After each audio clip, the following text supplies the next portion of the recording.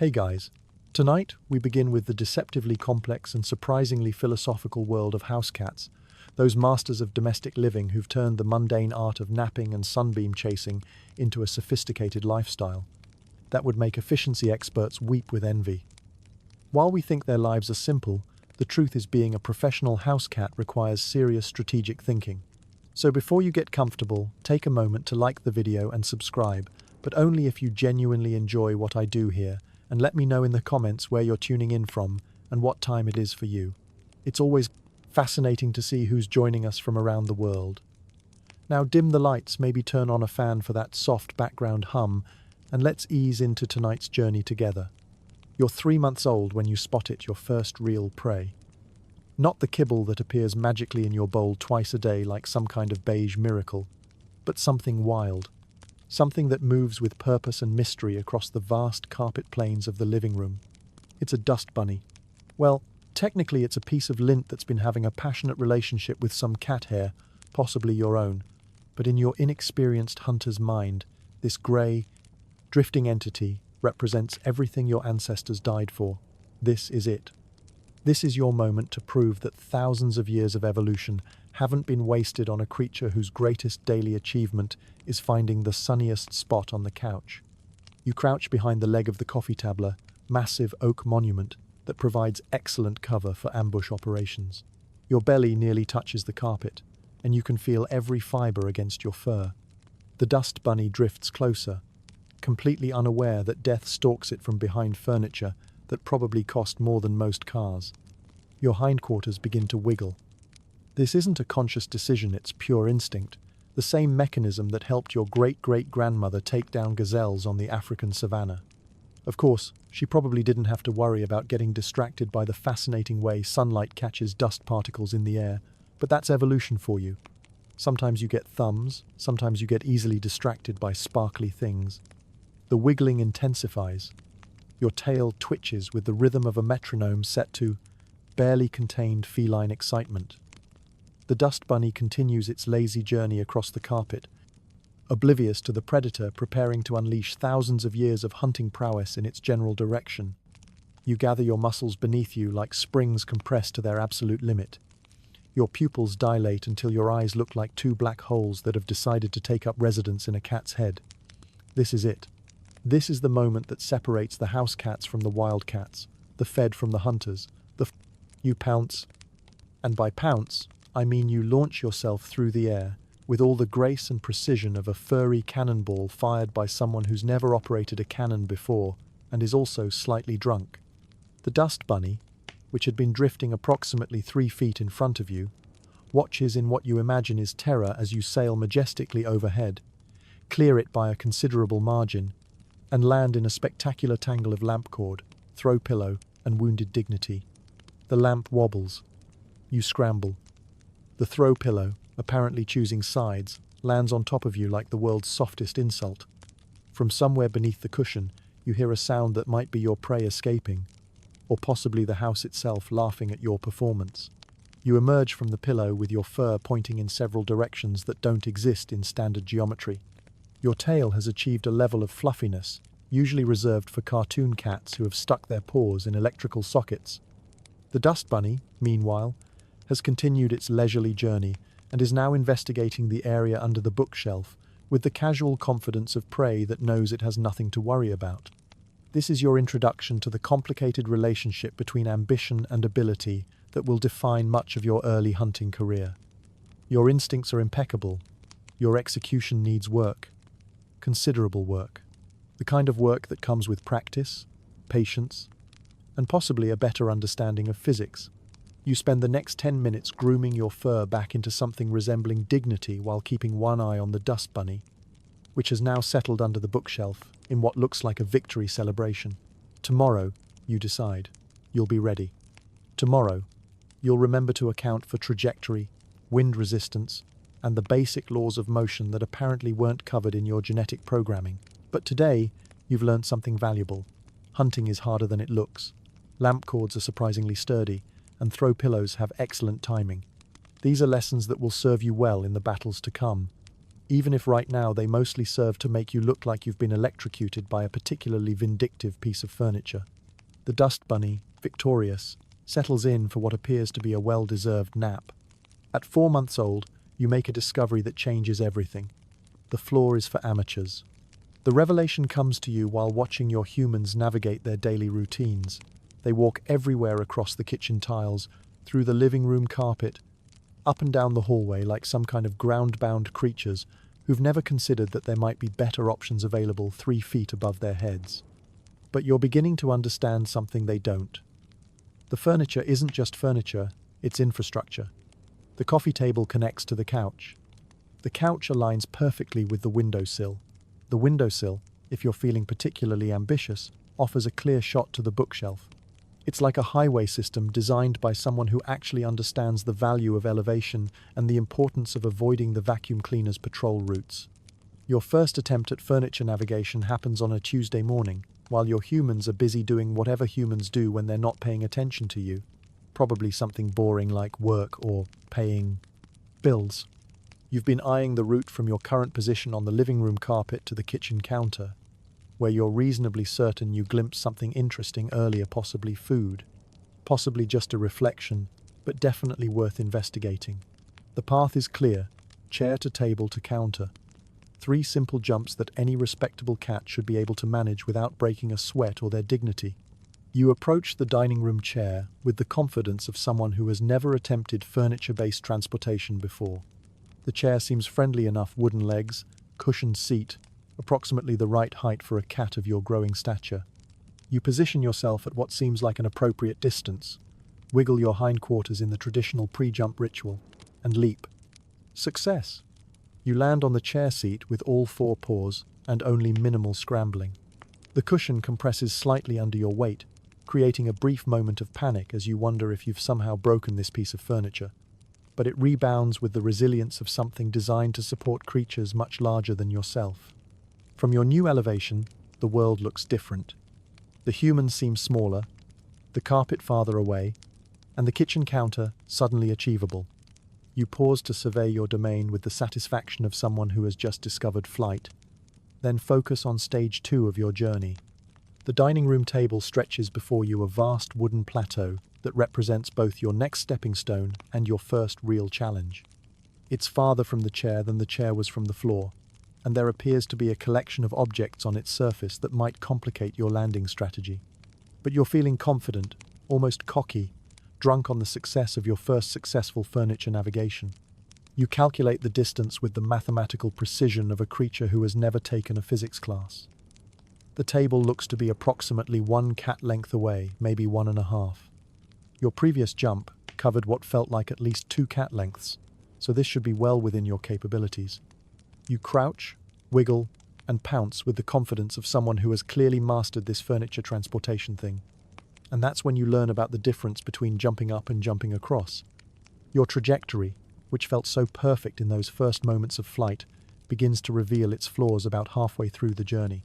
The table, which had seemed so achievable from the chair, begins to look farther away. Much farther away. The kind of farther away that makes you realize that confidence and ability are 2 entirely different things. You hit the edge of the table with your front paws and exactly nothing else. What follows is what your humans will later describe as a learning experience, and what you will remember as public humiliation with furniture. Your back paws scramble against the table's edge, while your front paws try to find purchase on a surface that suddenly seems as slippery as ice and twice as unforgiving. The objects on the table, salt and pepper shakers, you discover later scatter in what sounds like a ceramic avalanche. For a moment, you hang there like a furry stalactite, suspended between success and complete failure, your back legs paddling frantically in the air while your front claws dig into the table's edge, with the desperation of someone who has just realized that gravity is not optional. The 4-paw scramble that follows is something between art and disaster. You manage to haul yourself onto the table surface through a combination of determination, luck, and what can only be described as emergency claw deployment. You arrive on the tabletop, looking like you've been through a small tornado, with your fur pointing in directions that suggest you've recently been struck by lightning. The kitchen counter, your original destination, now seems impossibly far away. What's worse, one of your humans has appeared in the kitchen doorway, drawn by the sound of ceramic percussion, and is looking at you with the expression people wear when they're trying not to laugh at something that's clearly hilarious but probably shouldn't be. "Having fun up there?" they ask, which you interpret as either genuine concern or barely concealed amusement. Possibly both. You spend the next few minutes on the table, partly to regain your dignity, and partly because you're not entirely sure how to get down without repeating the scrambling performance. The kitchen counter still calls to you. There's definitely something interesting up there. You're sure of it, but the distance now seems less like a simple jump and more like a leap of faith across a canyon of potential embarrassment. Eventually, you settle for the strategic retreat. You make your way back to the chair via a much more careful jump that involves less confidence and more actual planning, then return to floor level with something resembling grace. The kitchen counter will have to wait for another day when you've had time to study the angles and possibly grow another inch or two. But you've learned something valuable. The furniture highway system is real, it's achievable, and it's going to require more practice than you initially anticipated. Also, salt and pepper shakers make a surprisingly loud noise when disturbed, and humans have an annoying tendency to appear at the exact moment when you're doing something that probably looks ridiculous from their perspective. Still, you've tasted the freedom of elevation, the power of seeing the world from furniture, height rather than ankle level. Tomorrow, you'll try again.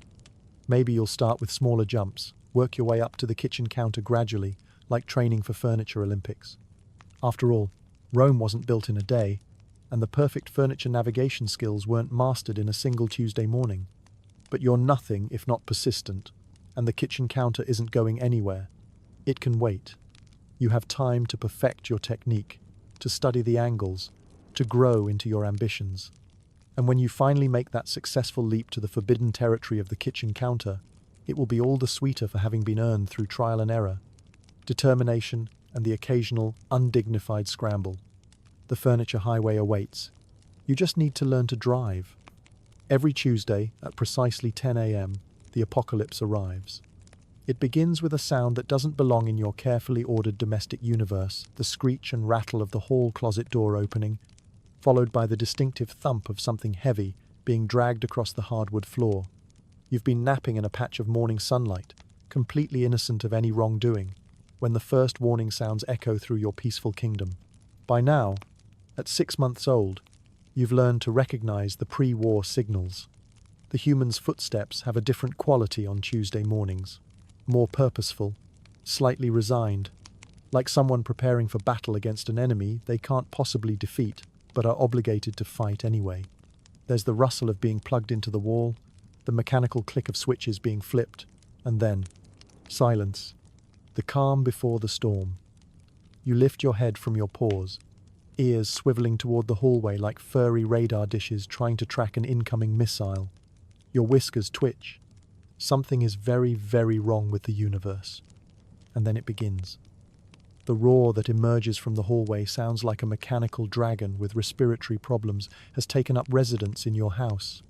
It's a sound that speaks to every prey instinct embedded in your DNA. A noise that your ancestors would have recognized as run now, ask questions later, preferably from a tree. But you don't have trees. You have furniture. Your first encounter with this beast, which your humans call the vacuum, but which you immediately classify as the loudest predator in existence, is not dignified. The sound hits your ears like a physical force, and your response is immediate and deeply embarrassing. You jump straight up into the air, achieve a height that would be impressive if anyone was keeping track, and land in a defensive crouch that makes you look like a cartoon cat who's just seen a ghost. The beast rounds the corner into the living room, pushed along by your human like some kind of mechanical pet that's gotten entirely out of hand. It's bigger than you expected. Imposing cylindrical creature with a long tail that trails behind it, and a front end that seems designed specifically for consuming things that live on the floor. Which, you realize with growing horror, includes you. Your first strategic decision is retreat. This isn't cowardice, it's tactical awareness.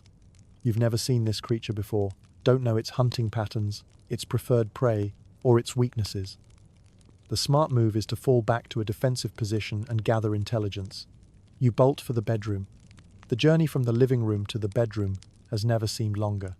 The roaring behind you intensifies, joined now by the sound of something being violently consumed carpet, you realize. Though why anyone would want to eat carpet is beyond your comprehension. The beast appears to be consuming the very ground you walk on, which strikes you as both terrifying and somewhat personal.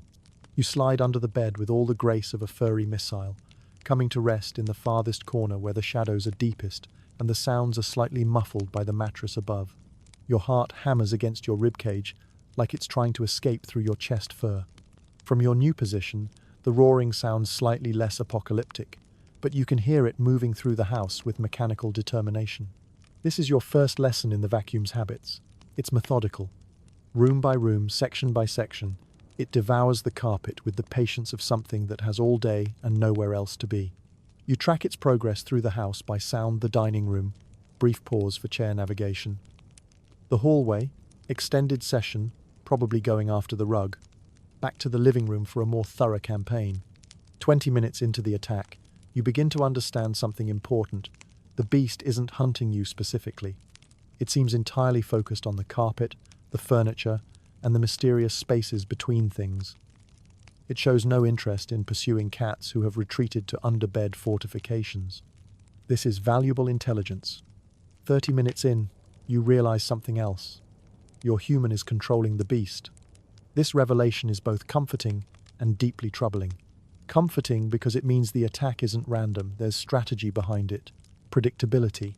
Troubling because it means your human, who you've been training to feed you and provide adequate lap space, has formed some kind of alliance with a mechanical, carpet-eating monster. The politics of this situation will require considerable thought. 45 minutes into the siege, the beast retreats. The roaring fades to a distant hum, then stops entirely. You hear the familiar sounds of the hall closet opening, the thump of the beast being returned to its lair, the click of the door closing. Silence returns to your domain like a blessing. You wait an additional 10 minutes, partly to ensure the beast is truly gone, partly to allow your heart rate to return to something approaching normal.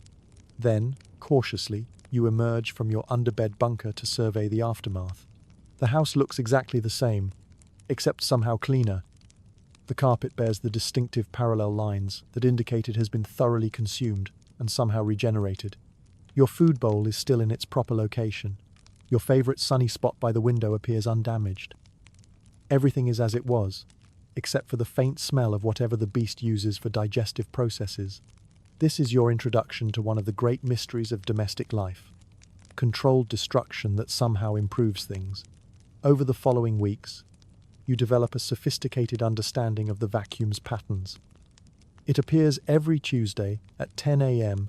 with the regularity of a natural disaster that has learned to read a calendar. It follows the same route through the house, spends roughly the same amount of time in each room, and always returns to the hall closet when its work is done. You also develop increasingly refined strategies for dealing with its weekly visits. The underbed retreat remains your go-to defensive position, but you experiment with alternatives. The bathroom counter offers excellent elevation and sound dampening. The top shelf of the bedroom closet provides both height and concealment, though getting there requires athletic abilities that you're still developing. By month 7, you've achieved a kind of détente with the beast. You know its schedule, its patterns, its limitations. You can predict its arrival, track its movements, and time your emergence from hiding to coincide with its departure. You've learned that some battles are best won by not fighting them, that strategic retreat isn't defeat, it's intelligence. And on quiet Wednesday mornings, when the house hums with its usual peaceful sounds and the carpet stretches clean and marked with the parallel lines of the vacuum's passage, you sometimes pause to appreciate the strange partnership between your human and their mechanical ally. You don't understand it, don't particularly like it, but you've learned to live with it. After all, the beast only visits once a week, and the rest of the time, the house belongs to you. That's a war you can live with, especially since you've never actually seen the beast eat a cat. It seems to be entirely committed to carpet consumption, which, while loud and alarming, doesn't actually threaten your food supply or sleeping arrangements. Still, every Tuesday at 9:55 a.m., you make sure to know exactly where your nearest hiding spot is located. Because while you've learned to coexist with the beast, you haven't learned to trust it. Some relationships are built on mutual respect.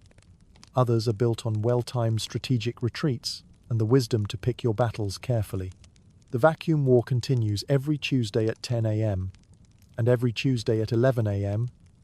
You reclaim your territory with the quiet satisfaction of someone who has survived another encounter with forces beyond their control. Victory, you've learned, sometimes looks a lot like successfully hiding until the problem goes away.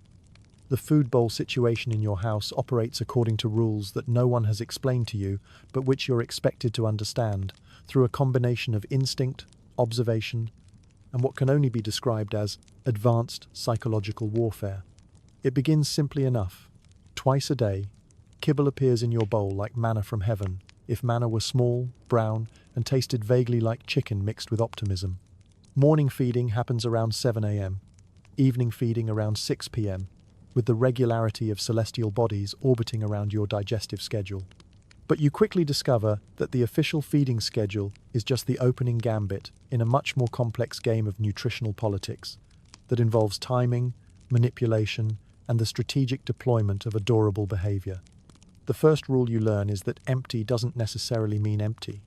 Your bowl might contain 3 pieces of kibble rattling around at the bottom like lonely islands in a beige ceramic sea, but this apparently constitutes still has food in the human understanding of portion control. You, however, recognize this as a clear emergency situation that requires immediate intervention. The technique you develop for addressing this crisis involves approaching the bowl with the dejected posture of someone who hasn't eaten in weeks. You sniff the remaining kibble with the air of someone examining food that might be expired, possibly poisoned, and certainly insufficient for maintaining life in a growing cat.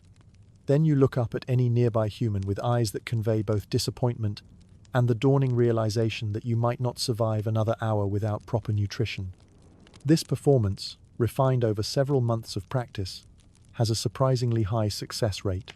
Humans, you discover, are deeply susceptible to the suggestion that they might be neglecting their responsibilities as food providers.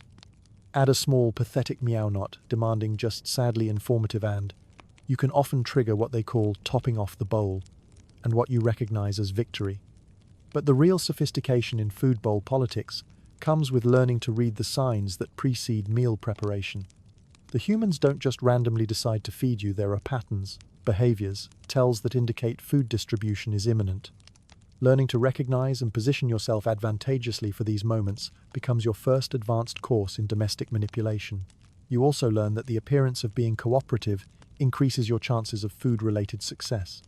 Humans who find you sitting politely near your bowl are more likely to check whether it needs refilling than humans who find you knocking things off counters or engaging in other attention-seeking behaviors. The lesson here is that food bowl politics work best when they don't look like politics at all, when your requests for additional consideration appear to emerge from genuine contentment with the current arrangements rather than from calculation or manipulation. By the time you're 8 months old, you've achieved something like mastery in the field of domestic food acquisition. You know which human is most susceptible to between meals feeding requests, which times of day offer the best opportunities for bowl refilling, and which behaviors are most likely to trigger the desired responses. You've learned that the official feeding schedule is more like guidelines than rules, and that a well-timed, pathetic expression can often bridge the gap between scheduled meals. But most importantly, you've learned that food bowl politics aren't really about the food. They're about communication, relationship management, and the ongoing negotiation of domestic hierarchy. The humans control the food supply, but you control the food demand presentations. It's a partnership, even if only one side of the partnership fully understands the rules of the game. The revelation comes to you gradually, the way all the best career opportunities do. You realize that you've been spending increasingly large portions of your day staring out the living room window, and that this activity, rather than being a waste of time, might actually be the most important work you do. The window in question stretches across most of the south-facing wall of the living room, offering what any professional window watcher would recognize as premium real estate for observation activities. From your position on the back of the coucher location you've claimed through persistent occupation and strategic shedding, you have an unobstructed view of the front yard, the sidewalk, the street, and the fascinating world of creatures and vehicles that exist beyond the glass barrier. At first, you think of this as casual entertainment, something to do between naps, a way to pass time while waiting for the next scheduled feeding, or the appearance of interesting shadows to chase. But as weeks pass and your observation skills sharpen, you begin to understand that you're not just watching the outside world, you're monitoring it, cataloguing it, serving as the household's early warning system for developments that might require attention, investigation, or at minimum, a concerned meow. Your first assignment, though you don't recognize it as such at the time, involves the birds. The birds in your yard fall into several distinct categories, each requiring different levels of attention and response. There are the small, busy birds that hop around on the grass like tiny feathered wind-up toys, pecking at things that might be seeds, might be insects, might be interesting pieces of debris. These birds move with the frantic energy of creatures who have too much to do and not enough daylight to do it in. Then there are the larger bird scrows, mostly that stride across the lawn with the confidence of property owners surveying their domain. These birds don't hop, they walk, with a measured pace that suggests they have all the time in the world and the authority to use it however they please. They're less frantic than the small birds, more deliberate, and considerably more likely to notice you watching them through the glass. The interaction between you and the crows becomes one of the more interesting aspects of your window-watching career. They seem to understand that you're observing them, and they occasionally pause in their lawn walking to look directly at you. These staring contests can last for several minutes, during which you and the crow engage in what feels like a profound interspecies communication about territory, intention, and the nature of barriers both physical and metaphysical. You never win these staring contests. The crows always look away first, but in a manner that suggests they're choosing to end the interaction rather than conceding defeat. It's a subtle but important distinction that affects how you think about your role as household guardian. You're not dominating the outdoor birds through intimidation, you're engaging in diplomatic relations with creatures who happen to live in your sphere of influence. The squirrels present a completely different category of window-watching challenge, where the birds are either frantic or dignified, the squirrels are pure chaos. They appear in your yard like furry tornadoes, racing up and down trees with no apparent purpose beyond demonstrating that they can defy gravity through sheer determination and nervous energy. They leap from branch to branch with the confidence of creatures who have never considered the possibility of falling, and they seem to take active pleasure in performing acrobatic feats that make you dizzy just watching. But it's not their athletic abilities that make squirrels the most engaging part of your window-watching jobits, their apparent awareness that they're being observed. Unlike the birds, who mostly ignore your presence behind the glass, the squirrels seem to know exactly where you are and what you're doing. They'll pause in their frantic tree climbing to look directly at you, and sometimes you swear this is true, they appear to be showing off. A squirrel will scramble up the oak tree in your front yard, pause on a branch that's directly in your line of sight, and perform what can only be described as squirrel acrobatics for your benefit. Tail flicking, branch-to-branch leaping, upside-down tree navigation that seems designed specifically to demonstrate capabilities that you, as an indoor cat, will never be able to match. This creates a complicated emotional response. On one hand, you're impressed by their abilities and entertained by their performances. On the other hand, there's something deeply frustrating about being a predator who can only observe prey rather than pursue it. The glass barrier between you and the squirrels becomes a constant reminder of your indoor status, your separation from the natural hunting grounds where your ancestors earned their dinner through skill and stealth rather than by looking pathetic near food bowls. But you adapt, the way professionals do when faced with the limitations of their working environment. If you can't hunt the squirrels, you can at least study them. You learn their patterns, their preferred routes through your yard, their seasonal behaviors. You become an expert in squirrel psychology, able to predict which tree they'll choose for their morning acrobatics and which direction they'll flee when startled by unexpected sounds. This expertise feels valuable, even if you're not entirely sure what to do with it. Knowledge for its own sake has worth, and your detailed understanding of local squirrel behavior makes you feel professional, competent, engaged in meaningful work even if that work involves a lot of sitting and staring. The seasonal changes in your window-watching responsibilities add depth to what might otherwise become routine. Spring brings new birds, different patterns of activity, and the fascinating process of watching various creatures claim territory and establish nesting sites. Summer increases the overall activity level in your yard, with more birds, more squirrels, and the occasional appearance of other neighborhood cats who wander through your territory with varying degrees of boldness. Fall transforms everything. The squirrels become even more frantic, apparently engaged in some kind of food-gathering operation that requires constant tree climbing and ground digging. The birds reorganize themselves, with some disappearing entirely, and others arriving from destinations unknown. Your window watching takes on new urgency as you track these changes and try to understand what they mean for the overall stability of your outdoor domain. Winter brings a different kind of challenge, maintaining surveillance operations when the interesting activity levels drop significantly. The birds that remain are hardier, but less numerous. The squirrels continue their activities, but with less apparent enthusiasm. Snow covers the familiar landmarks of your yard, transforming the landscape into something that requires relearning, new maps, updated understanding of how the outdoor world operates under different conditions. But perhaps the most important aspect of your window-watching career involves the gradual realization that you're not just observing the outside world, you're serving as the interface between the indoor and outdoor aspects of your territory.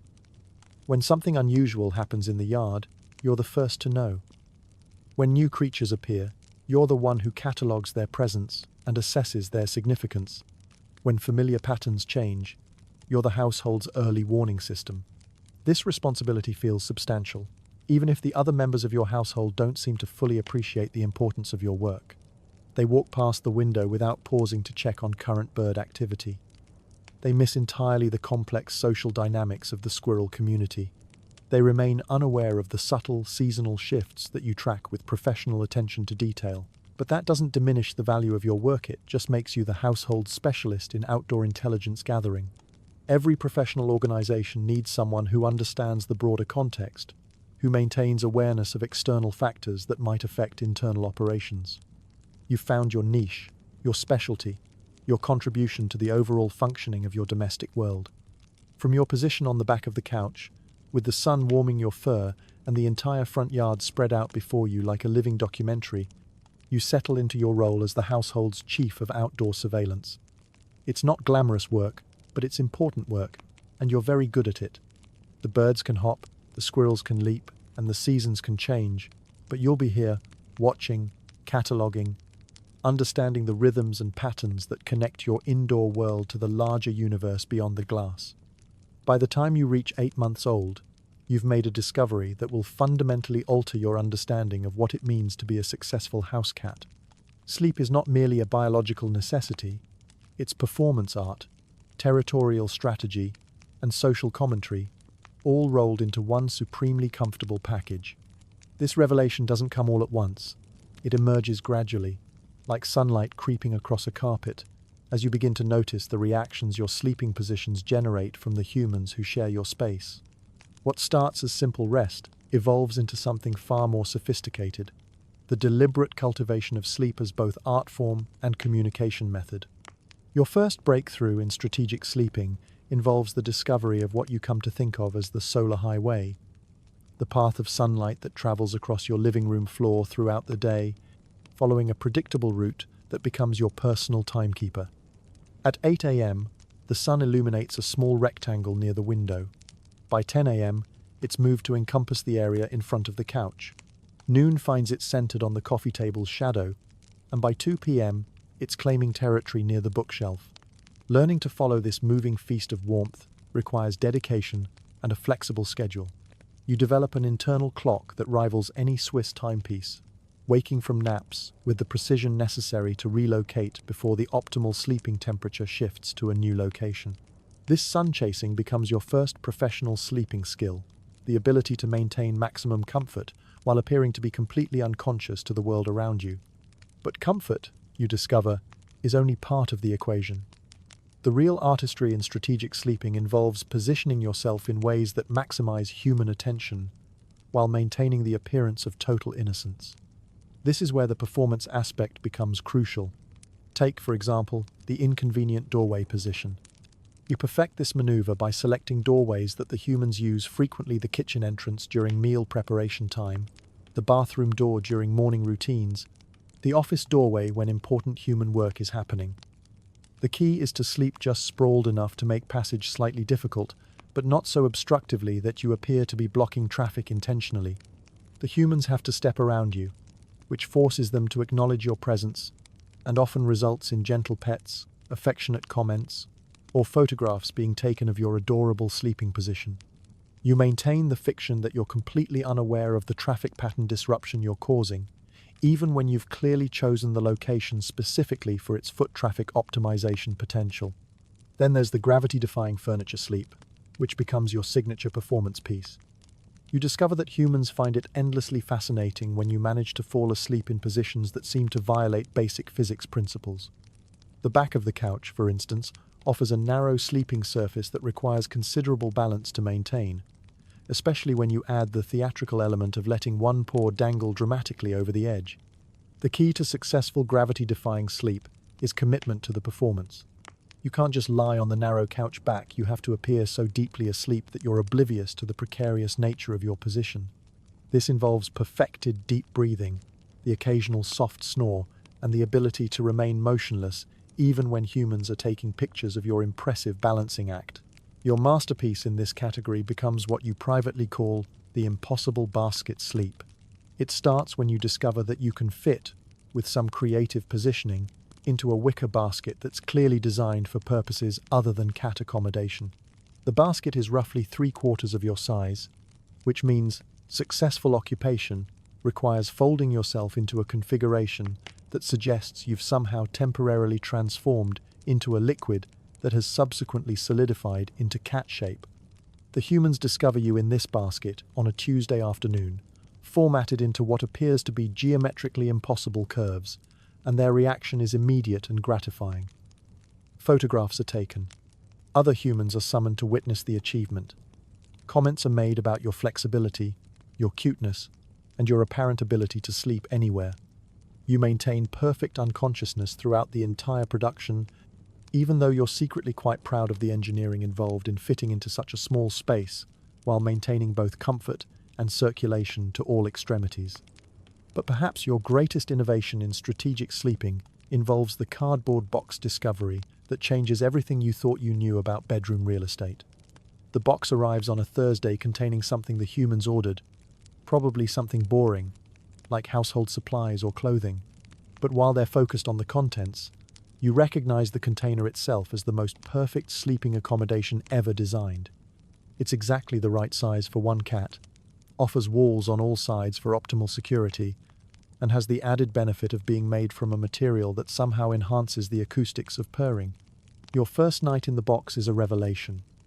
The cardboard walls create a sense of enclosed privacy that you've never experienced before. The slightly rough texture provides ideal surface for claw stretching. The compact space generates just enough body heat reflection to create perfect sleeping temperature without requiring external heat sources. And the psychological effect of sleeping in an enclosed space activates some deep ancestral comfort mechanism that makes every nap feel more restful. But the real genius of box sleeping becomes apparent when you realize how the humans react to it. They find it simultaneously hilarious and adorable that you've abandoned your expensive cat bed in favor of free cardboard packaging. They take pictures of you sleeping in the box. They comment to visiting humans about your preference for simple pleasures over manufactured luxury. They seem to find your box choice both charming and somehow representative of authentic cat wisdom. You, meanwhile, are simply enjoying the best sleep of your life, in accommodation that happens to be both free and disposable. When the box eventually wears out from repeated use, you simply wait for the next delivery to provide a replacement. It's a sustainable sleeping solution that requires no maintenance and generates maximum human entertainment value. The sophistication of your strategic sleeping really emerges when you begin to understand the difference between naps and sleeper distinction that proves crucial for advanced domestic cat operations. Naps are tactical breaks in activity, brief energy restoration periods that allow you to remain generally aware of household activities while recharging for the next phase of important cat work. Sleep, on the other hand, is serious, business-deep, restorative unconsciousness that requires security, comfort, and the confidence that your territory will remain stable while you're offline. Learning to differentiate between these two states, and to choose the appropriate level of consciousness for each situation, becomes a crucial skill. Naps are perfect for situations where you want to rest, but maintain readiness for opportunities, food preparation activities, arrival of interesting guests, or the appearance of huntable prey like dust bunnies or wayward insects. Sleep is reserved for periods when you've assessed the environment as secure and determined that deep rest will not result in missed opportunities or territorial threats. The timing of your sleep cycles also becomes a strategic consideration. You discover that sleeping during peak human activity periods when they're busy with work, meal preparation, or evening entertainment allows you to rest during times when interesting opportunities are least likely to occur. This leaves you refreshed and alert during the quieter periods when humans are more likely to be available for attention, play, or food distribution activities. Your sleep positioning also evolves to communicate different messages to the humans who observe your rest. Sleeping in highly visible locations suggests confidence in your territorial security and invites admiration for your sleeping skills. Sleeping in secluded locations communicates that you're engaged in serious rest and should be disturbed only for emergencies like mealtimes or the appearance of actual threats. The belly-up sleep position becomes your ultimate expression of trust and territorial dominance. Sleeping on your back with your belly exposed is a statement that you feel so secure in your environment that you can afford to sleep in a position that would be vulnerable in the wild. The humans seem to understand this message instinctively. They react to belly-up sleeping with expressions of affection and comments about how comfortable and safe you must feel.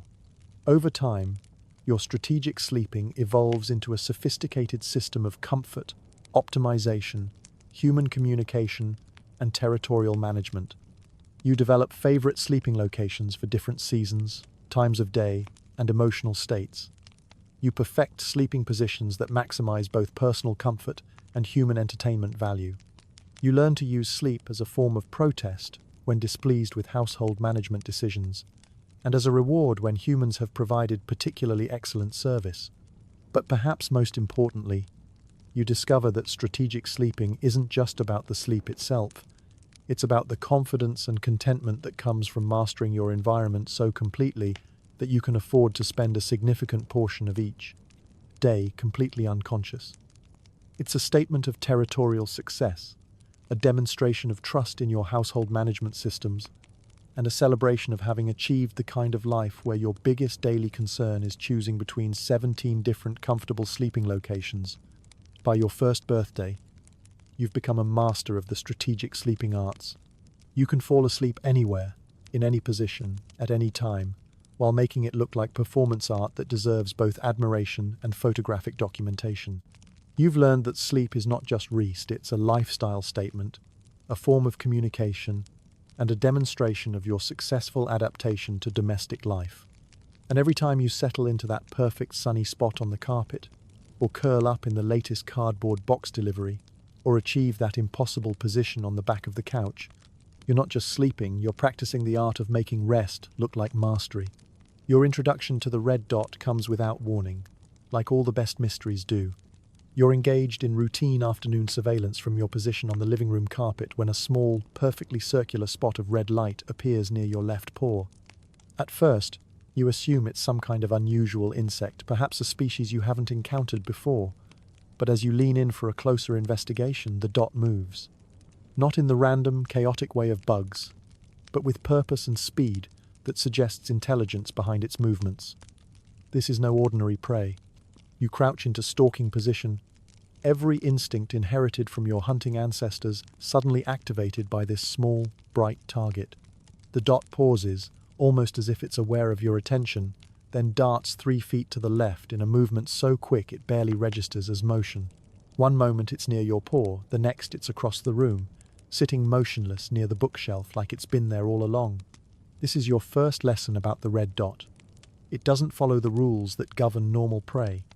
Regular prey miss, birds, insects, dust bunnies moves in patterns that make sense. They flee when threatened, hide when pursued, and generally behave according to logical survival strategies that you can anticipate and counter. The red dot, however, operates according to physics that seem designed specifically to frustrate predators who are expecting reasonable behavior from their quarry. You approach the dot's new position with the caution of someone who has just realized they might be dealing with supernatural forces. The dot remains motionless as you close the distance, allowing you to study its characteristics up close. It's perfectly round, uniformly colored, and casts no shadow despite being clearly visible on the carpet. These observations should probably trigger some kind of warning about the unnaturalness of your target, but your hunting instincts are too excited by the prospect of catching something that moves so unpredictably. You pounce, and find yourself attacking empty carpet with the enthusiasm of someone who has just performed an elaborate hunting display for an audience of no one. The dot has vanished entirely, not just moved to a new location, but disappeared as completely as if it never existed in the first place. This is your introduction to the most frustrating aspect of red dot hunting, the prey's ability to simply cease existing whenever it chooses. No other hunting target in your experience has demonstrated this particular survival strategy, and you're not sure whether to be impressed by its effectiveness or offended by its implications about your hunting skills. You're still pondering the metaphysical implications of prey that can disappear on command when the dot reappears, this time on the wall near the window. Not only has it moved to a new location, but it's somehow managed to relocate to a vertical surface, which suggests either advanced climbing abilities or a complete disregard for gravity.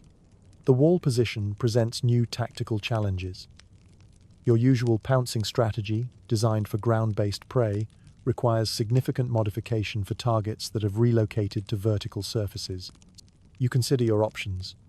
You could attempt a running leap at the wall, though this seems likely to result in both missing the target and making undignified contact with the wall itself. Alternatively, you could try to reach the dot by climbing, though the smooth surface offers limited claw purchase. While you're evaluating these strategic options, the dot moves again.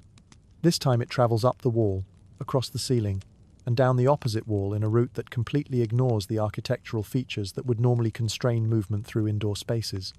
No natural prey moves like this. No natural prey can move like this. Over the following weeks, your encounters with the red dot develop into what you begin to think of as campaigns rather than individual hunts. Each appearance of the dot presents new challenges, new patterns to decode, new strategies to attempt. You develop specialized techniques for red dot pursuit. The anticipatory pounce, jumping to where you think the dot will move rather than where it currently is. The sustained chase, following the dot's movements without attempting to catch it, waiting for it to make a mistake. And the patience hunt, remaining motionless until the dot comes within easy pouncing range. None of these strategies prove consistently effective. The red dot seems to possess some kind of intelligence about your hunting methods. Just when you think you've decoded its movement patterns, it changes tactics. When you perfect the anticipatory pounce, it begins moving in completely random directions. When you master the sustained chase, it starts disappearing mid-pursuit only to reappear behind you.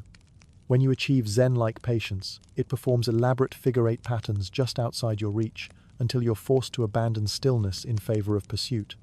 But perhaps the most maddening aspect of red dot hunting is the way each session ends. The dot simply vanishes, usually at the moment when you're most engaged in the hunt. No gradual retreat, no escape route, no final desperate dash for safety. One moment you're in hot pursuit of the most elusive prey you've ever encountered, and the next moment you're alone on the carpet, breathing hard and wondering if the entire experience was some kind of hallucination. These abrupt endings force you to confront the possibility that you might never actually catch the red dot. This realization initially strikes you as defeat, but over time you begin to understand that the red dot might not be about catching anything at all. It might be about the hunt itself, the exercise, the reflexes, the mental stimulation of trying to solve an unsolvable puzzle. This philosophical shift changes your approach to red dot encounters. Instead of focusing entirely on capture, you begin to appreciate the artistry of the chase. The red dot provides opportunities to test your speed, your reflexes, your ability to change direction mid-leap. It offers mental exercise in the form of pattern recognition challenges that keep your predatory instincts sharp, even in the absence of traditional prey. You also begin to notice that red dot sessions seem to occur when you've been inactive for extended periods. The dot appears after long naps, during evening lull periods, or when you've been engaged in window watching for several hours without significant movement. This timing suggests that the dot might serve some kind of exercise function, ensuring that you maintain physical conditioning even in the absence of natural hunting opportunities. The red dot's unpredictability also provides excellent training for real-world hunting scenarios where prey doesn't behave according to your expectations. your experience is chasing something that moves without pattern, changes direction without warning, and disappears. Without explanation, develop reflexes and adaptability that prove useful when dealing with more conventional prey like dust bunnies, insects, or the occasional mouse that finds its way into your territory. But beyond the practical benefits, red dot hunting becomes something more psychological. Each session represents a challenge that exists purely for your engagement puzzle, that appears specifically to test your abilities and then vanishes when the test is complete. There's something almost respectful about prey that challenges you without the stakes of actual survival, that pushes your skills without creating genuine territorial threats.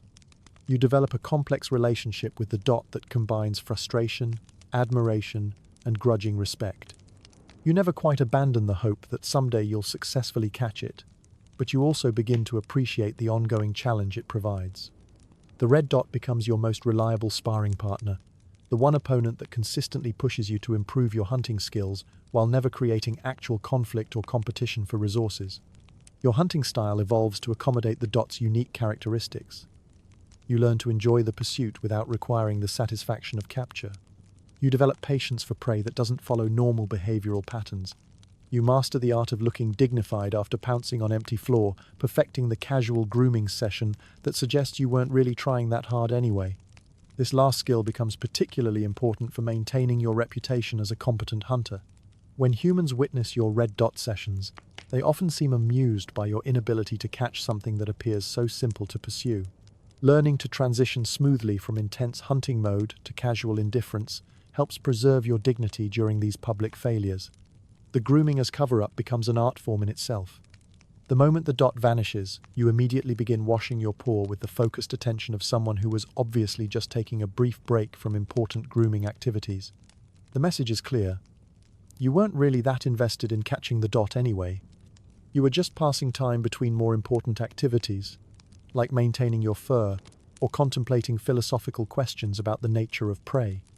Over time, you perfect the ability to look mildly bored by red dot appearances, as if this mysterious, physics-defying prey is somehow beneath your serious hunting abilities.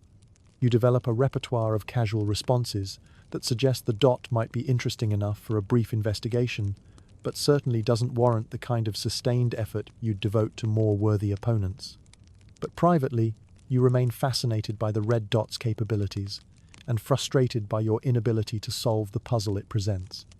Each appearance brings new hope that this time you'll decode its movement patterns, anticipate its disappearing act, and finally achieve the satisfaction of successful capture. Each disappearance renews your determination to approach the next encounter with improved strategy and better tactical awareness.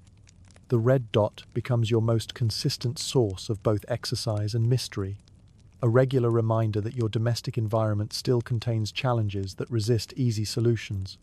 It represents the perfect prey for indoor hunting, engaging enough to maintain your predatory skills, unpredictable enough to prevent boredom, and elusive enough to ensure that the challenge never becomes routine. And sometimes, in the quiet moments between dot appearances, you find yourself watching the walls and ceiling with the patient attention of someone who knows that somewhere out there, your most interesting opponent is waiting for the next opportunity to test your abilities against forces that don't quite follow the rules of the natural world. By 9 months old, you've outgrown the simple geography of your early life. The living room, kitchen, and immediate hallway that once constituted your entire known universe now feel like the opening chapter of a much larger story. It's time to expand your territory, room by room, until every corner of the house acknowledges your sovereignty through a combination of strategic occupation, persistent presence, and what can only be described as diplomatic fur distribution. The bedroom represents your first serious territorial expansion project, and it requires a subtlety that your previous conquests haven't demanded. Unlike the public spaces of the house, which you've been able to claim through simple occupation and strategic positioning, the bedroom is private human territory with its own rules, schedules, and access restrictions. Your initial reconnaissance missions are conducted during daylight hours when the bedroom door stands open and the humans are engaged in activities elsewhere. The space offers excellent strategic advantages. Elevated sleeping surfaces in the form of the bed, private spaces under furniture for security purposes, and large windows that provide both entertainment and surveillance opportunities. But the real prize is the bed itself, a massive, horizontal territory that the humans clearly consider their primary resting location. The bed presents both opportunity and challenge. It's obviously the most desirable real estate in the room, offering superior comfort, optimal temperature regulation through human body heat, and the psychological satisfaction of sharing space with the household's primary decision makers.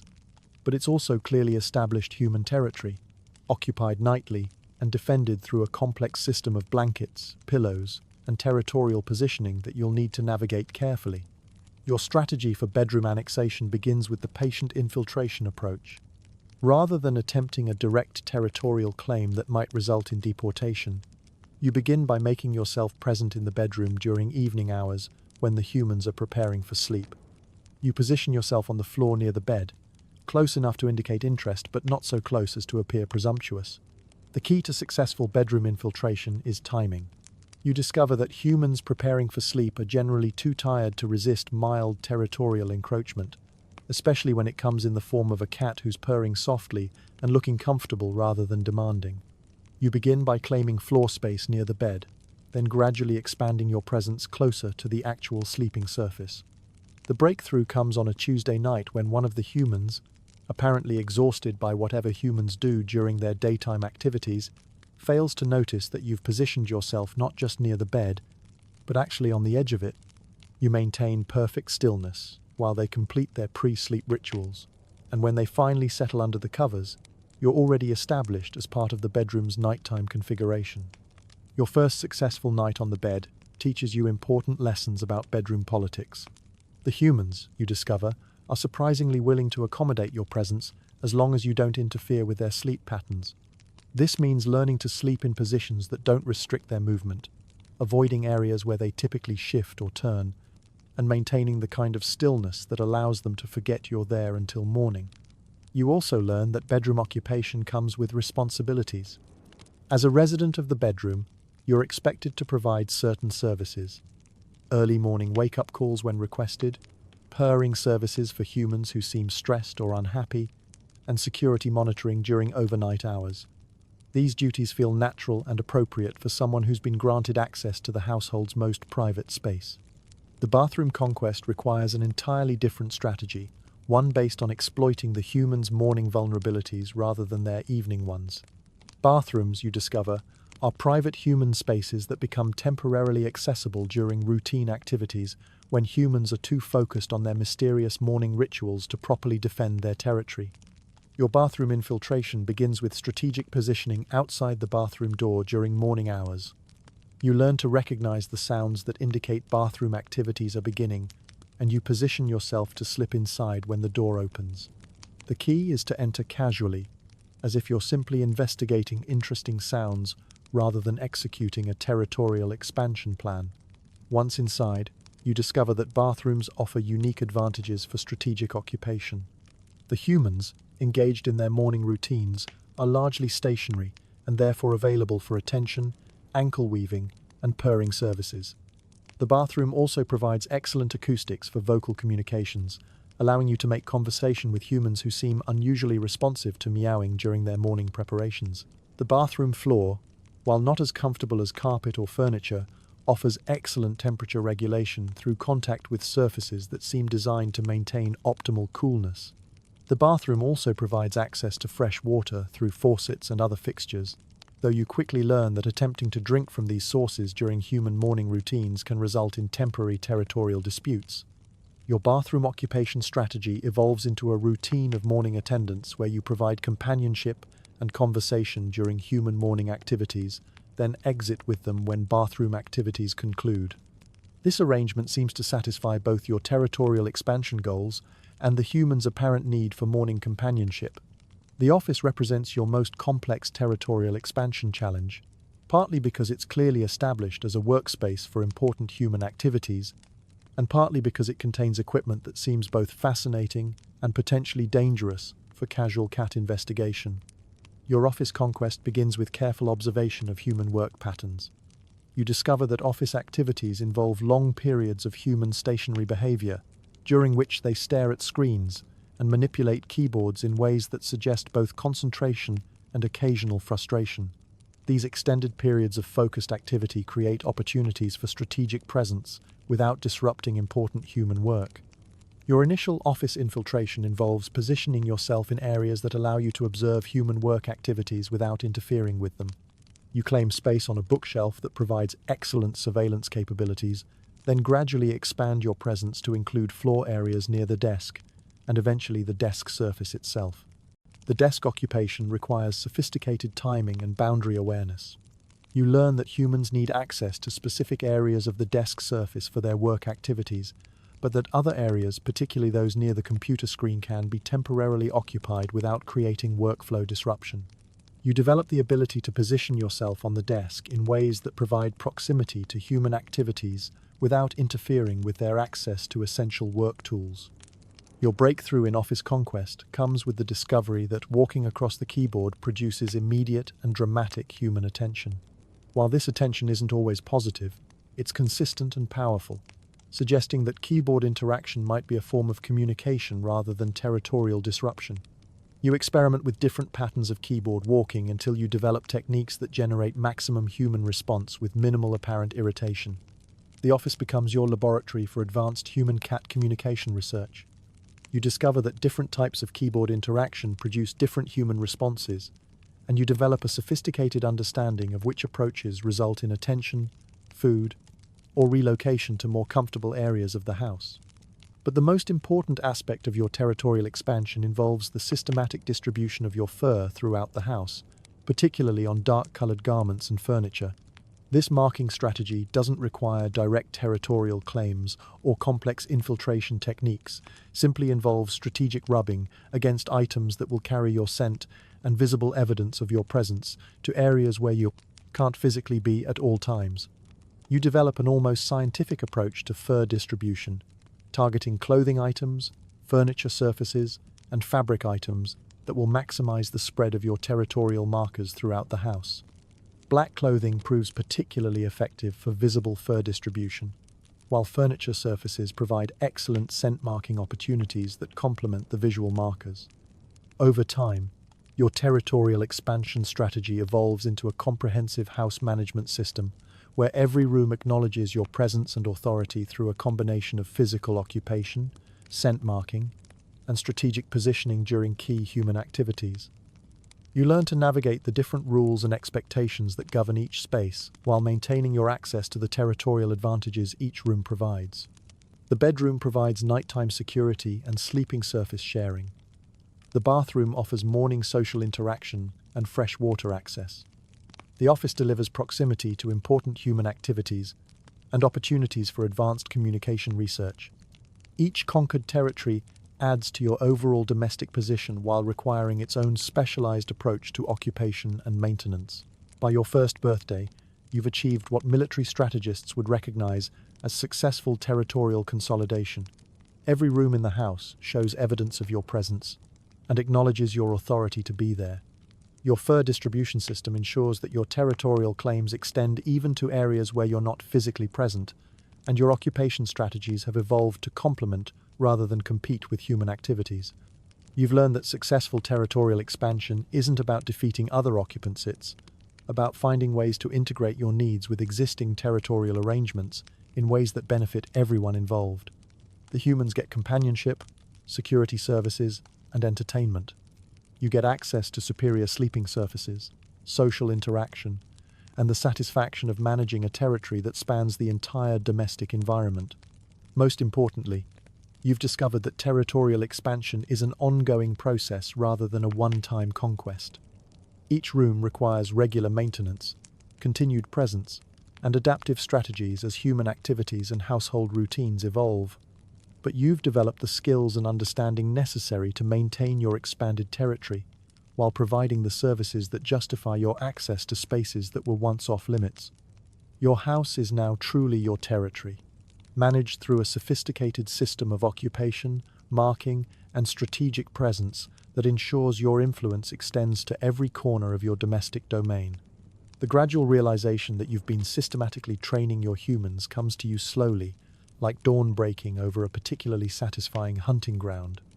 What you initially thought of as learning to live with these large, loud creatures has actually been a sophisticated program of behavioral modification that would impress any animal psychology expert. It begins with the morning wake-up routine, which evolves from simple hunger-based meowing into a carefully orchestrated performance designed to ensure that your day begins according to your preferred schedule rather than whatever arbitrary time the humans might choose for themselves. Your initial approach to morning human activation is straightforward, meowing until someone gets up and addresses your needs. But you quickly discover that the effectiveness of this strategy varies dramatically depending on timing, volume, persistence, and the specific human you're attempting to activate. Some humans respond to gentle morning conversation, while others require more assertive vocal presentations to overcome their apparent hearing difficulties.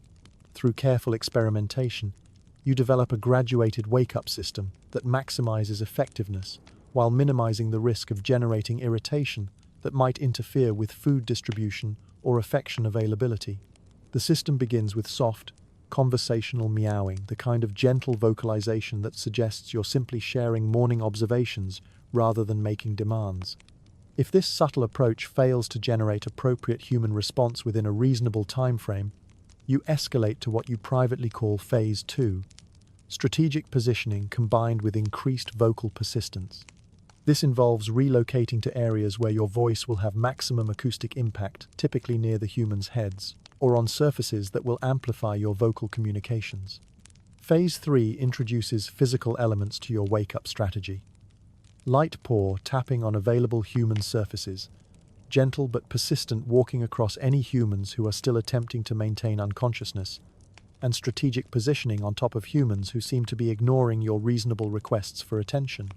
The key to successful wake-up training is consistency and timing. You discover that humans respond much better to wake-up calls that coincide with their natural waking patterns than to demands that significantly precede their preferred morning schedule. Learning to read the subtle signs that indicate a human is transitioning from deep sleep to lighter sleep allows you to time your interventions for maximum effectiveness. But wake-up calls are just the beginning of your human training program. The real sophistication emerges in your development of meal scheduling protocols that ensure food appears according to your preferences rather than whatever random timing the humans might choose.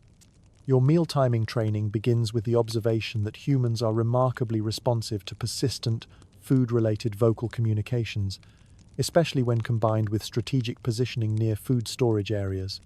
But simple begging proves less effective than a more nuanced approach that combines vocal requests with behavioral cues that suggest you're reminding the humans of their responsibilities rather than simply demanding service. You develop a repertoire of meal-related behaviors that communicate different levels of food urgency. Gentle meowing combined with sitting near your food bowl suggests a polite reminder that mealtime might be approaching. More persistent vocal communications combined with strategic ankle weaving indicate that mealtime has definitely arrived and human action is required. Escalated vocalizations combined with purposeful movement between humans and food storage areas communicate that the meal situation has become urgent and requires immediate attention. The ankle weaving technique proves particularly effective for meal scheduling purposes. Humans, you discover, have difficulty ignoring a cat who's actively moving through their leg area while they're attempting to walk. The physical contact combined with vocal communications creates a situation where humans must acknowledge your presence and, by extension, your meal scheduling suggestions. You refine your ankle weaving technique to maximize effectiveness while minimizing the risk of causing humans to stumble or become irritated. The optimal approach involves maintaining contact with human legs while moving in a pattern that doesn't significantly impede their walking ability. This requires considerable skill and timing, especially when dealing with humans who move unpredictably or fail to maintain consistent walking patterns. But perhaps your most impressive human training achievement involves the development of strategic positioning skills that ensure you're exactly where humans want to step or sit every single time. This might initially appear to be poor spatial awareness on your part, but it's actually a sophisticated strategy for maintaining maximum human attention and ensuring that your presence remains a constant factor in their daily activities. The key to successful strategic positioning is prediction rather than reaction. Instead of moving to areas where humans are currently located, You learn to anticipate where they will want to be and position yourself there in advance. This requires careful observation of human movement patterns, understanding of their daily routines, and the ability to predict their needs before they've fully formed their intentions. Kitchen positioning becomes one of your specialties. You learn to recognize the early signs that indicate humans are beginning food preparation activities, and you position yourself in locations that maximize your chances of benefiting from any food-related developments. The optimal kitchen position allows you to observe all food preparation activities while remaining close enough to benefit from any dropped items or opportunities for sample distribution. Your bathroom positioning strategy focuses on maintaining proximity to humans during their morning routines, while positioned in areas that don't interfere with their activities, but do ensure that they remain aware of your presence and availability for social interaction. The bathroom environment provides excellent acoustics for vocal communications and limited space that makes your presence more noticeable and significant. But the most sophisticated aspect of your human training program involves your understanding that humans need to feel useful and appreciated for their service provision. Rather than simply demanding food, attention, or other services, you learn to structure your requests in ways that allow humans to feel good about providing the services you require. This insight transforms your approach to human management from demanding to collaborative. Instead of simply meowing for food, you learn to express appreciation for the food that's provided. Instead of demanding attention, you offer affection in ways that make humans feel valued and important. Instead of simply occupying their favorite furniture, you share space in ways that suggest you enjoy their company rather than simply commandeering their possessions. The purring component of your human training program becomes particularly sophisticated. You learn to use purring not just as an expression of contentment, but as positive reinforcement for human behaviors you want to encourage. Humans who provide excellent food service receive purring rewards. Humans who offer optimal lap availability get purring appreciation. Humans who maintain appropriate household temperature and comfort levels earn purring recognition for their efforts. You also develop timing skills that allow you to offer purring rewards immediately after humans provide desired services, creating clear connections between their actions and your positive responses. This immediate feedback system proves remarkably effective for encouraging humans to repeat behaviors that benefit your comfort and well-being. Over time, your human training program evolves into a comprehensive behavioral modification system that ensures your household operates according to principles that prioritize your comfort, security, and happiness, while maintaining the fiction that the humans are making independent decisions about household management. Your success in human training becomes evident in the seamless way your daily routine unfolds. Food appears at appropriate times without extensive vocal communications. Comfortable temperatures are maintained without your input. Lap availability coincides with your desire for social interaction. The household operates according to your preferences, while the humans appear to believe they're making autonomous decisions about domestic management. But perhaps the most satisfying aspect of your human training program is that it benefits everyone involved. The humans get companionship, entertainment, and the satisfaction of providing excellent care for a household member who clearly appreciates their efforts. You get a domestic environment that operates according to your preferences while maintaining positive relationships with the creatures who control the food supply and climate control systems. Your human training represents the pinnacle of domestic cat social engineering, a system so effective that the subjects being trained remain unaware that they're participating in a behavioral modification program designed to optimize household operations according to feline priorities. The first time you truly see the outside world, not just glimpses through glass or screen doors, but the full, unfiltered reality of what exists beyond your carefully controlled domestic environment, it hits you like a revelation that fundamentally alters your understanding of space, possibility, and the boundaries of your current territory. It happens on a spring morning when one of your humans opens the front door to collect something from the step, and the screen door between you and the outside world becomes your first clear window into a universe that's been existing parallel to your own, completely independent of your knowledge or influence. The smells that rush through the screen are unlike anything in your catalogue of familiar sense-complex layered fragrances that speak of dirt, plants, weather, and creatures that live according to rules you've never encountered. Standing with your face pressed against the screen mesh, you realize that your window watching has only been showing you a fraction of what. By 18 months old, you've transformed from a bumbling kitten into a sophisticated domestic professional who has mastered the complex art of house cat living. Your adulthood represents the pinnacle of feline achievementa period, when every aspect of indoor life becomes an opportunity to demonstrate expertise, strategic thinking, and the kind of refined competence that would impress any organizational management consultant. Your evolution into a solar energy expert represents one of your greatest professional achievements.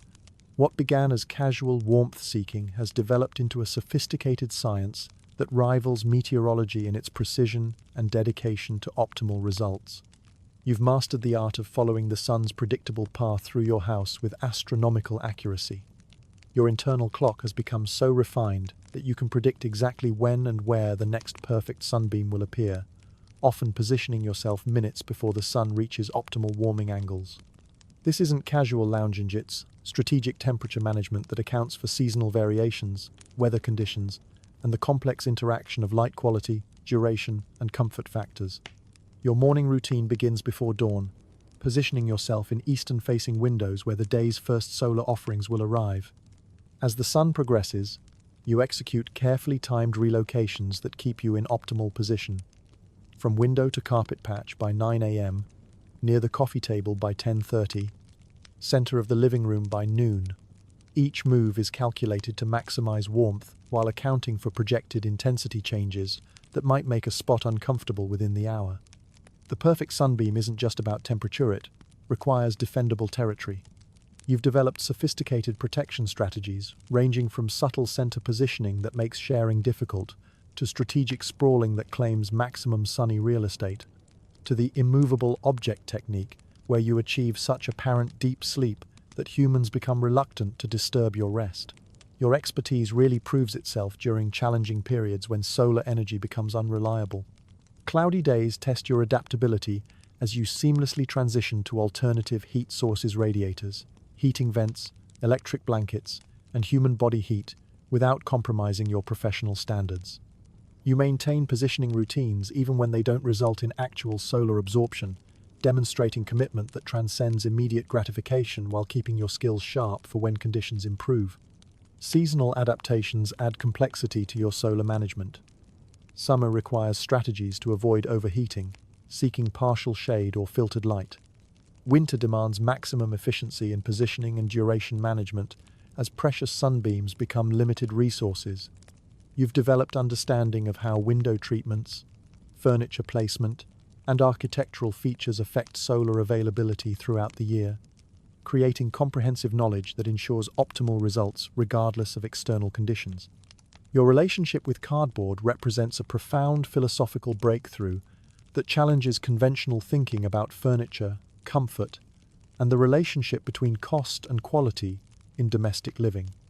You've discovered that the universe's most perfect furniture is always free, temporary, and arrives disguised as packaging material. Your cardboard philosophy began with a medium-sized delivery box that arrived containing something far less interesting than its container. While the humans focused on extracting their purchase, you recognized the box as a complete living environment, requiring no assembly, instruction manual, or appreciation for human furniture economics. It was exactly the right size for one cat large, enough for comfort, small enough for security, with walls providing privacy while allowing territorial surveillance. Your first night in the box taught fundamental lessons about temporary architecture.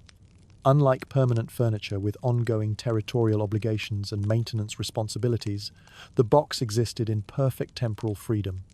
You could modify it through scratching and compression, abandon it without guilt when ready for new space, knowing the next delivery would provide fresh replacement.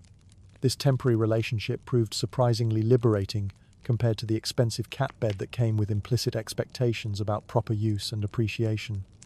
You've developed sophisticated typology of cardboard living spaces, reflecting different needs. Small boxes provide perfect contemplation environments sized for single occupancy with minimal movement room, encouraging deep thinking from complete security. Medium boxes serve as general-purpose living spaces for napping, grooming, and moderate social interaction. Large boxes become entertainment venues spacious enough for elaborate play activities and complex sleep positioning. Your rotating collection throughout the house reflects both practical needs and aesthetic preferences. Bedroom boxes for nighttime privacy, living room boxes for entertainment and household monitoring, office boxes for maintaining presence in human work areas while remaining in secure space.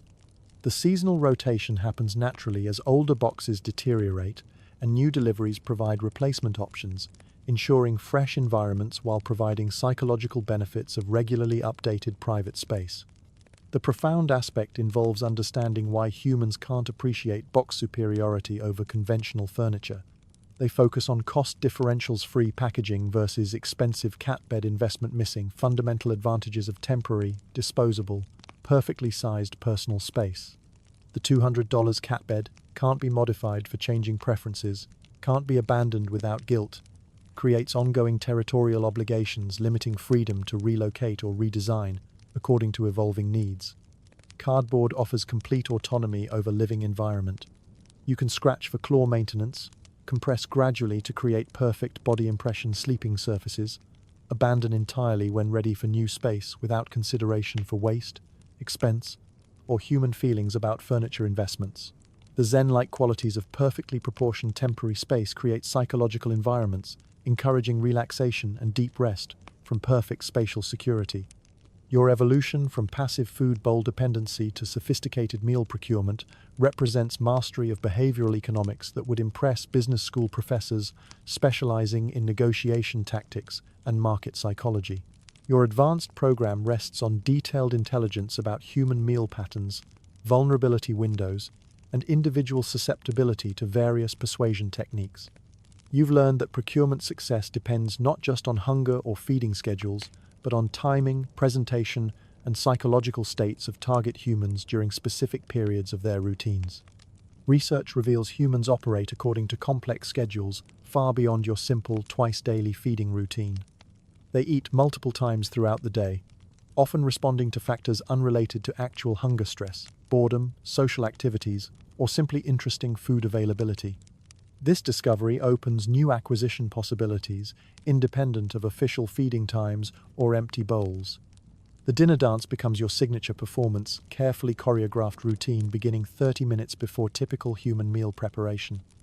Early kitchen arrival serves multiple strategic purposes: optimal positioning for food, related opportunities, demonstrating awareness and interest in human meal activities, creating psychological impression that your presence is part of normal dinner preparation process.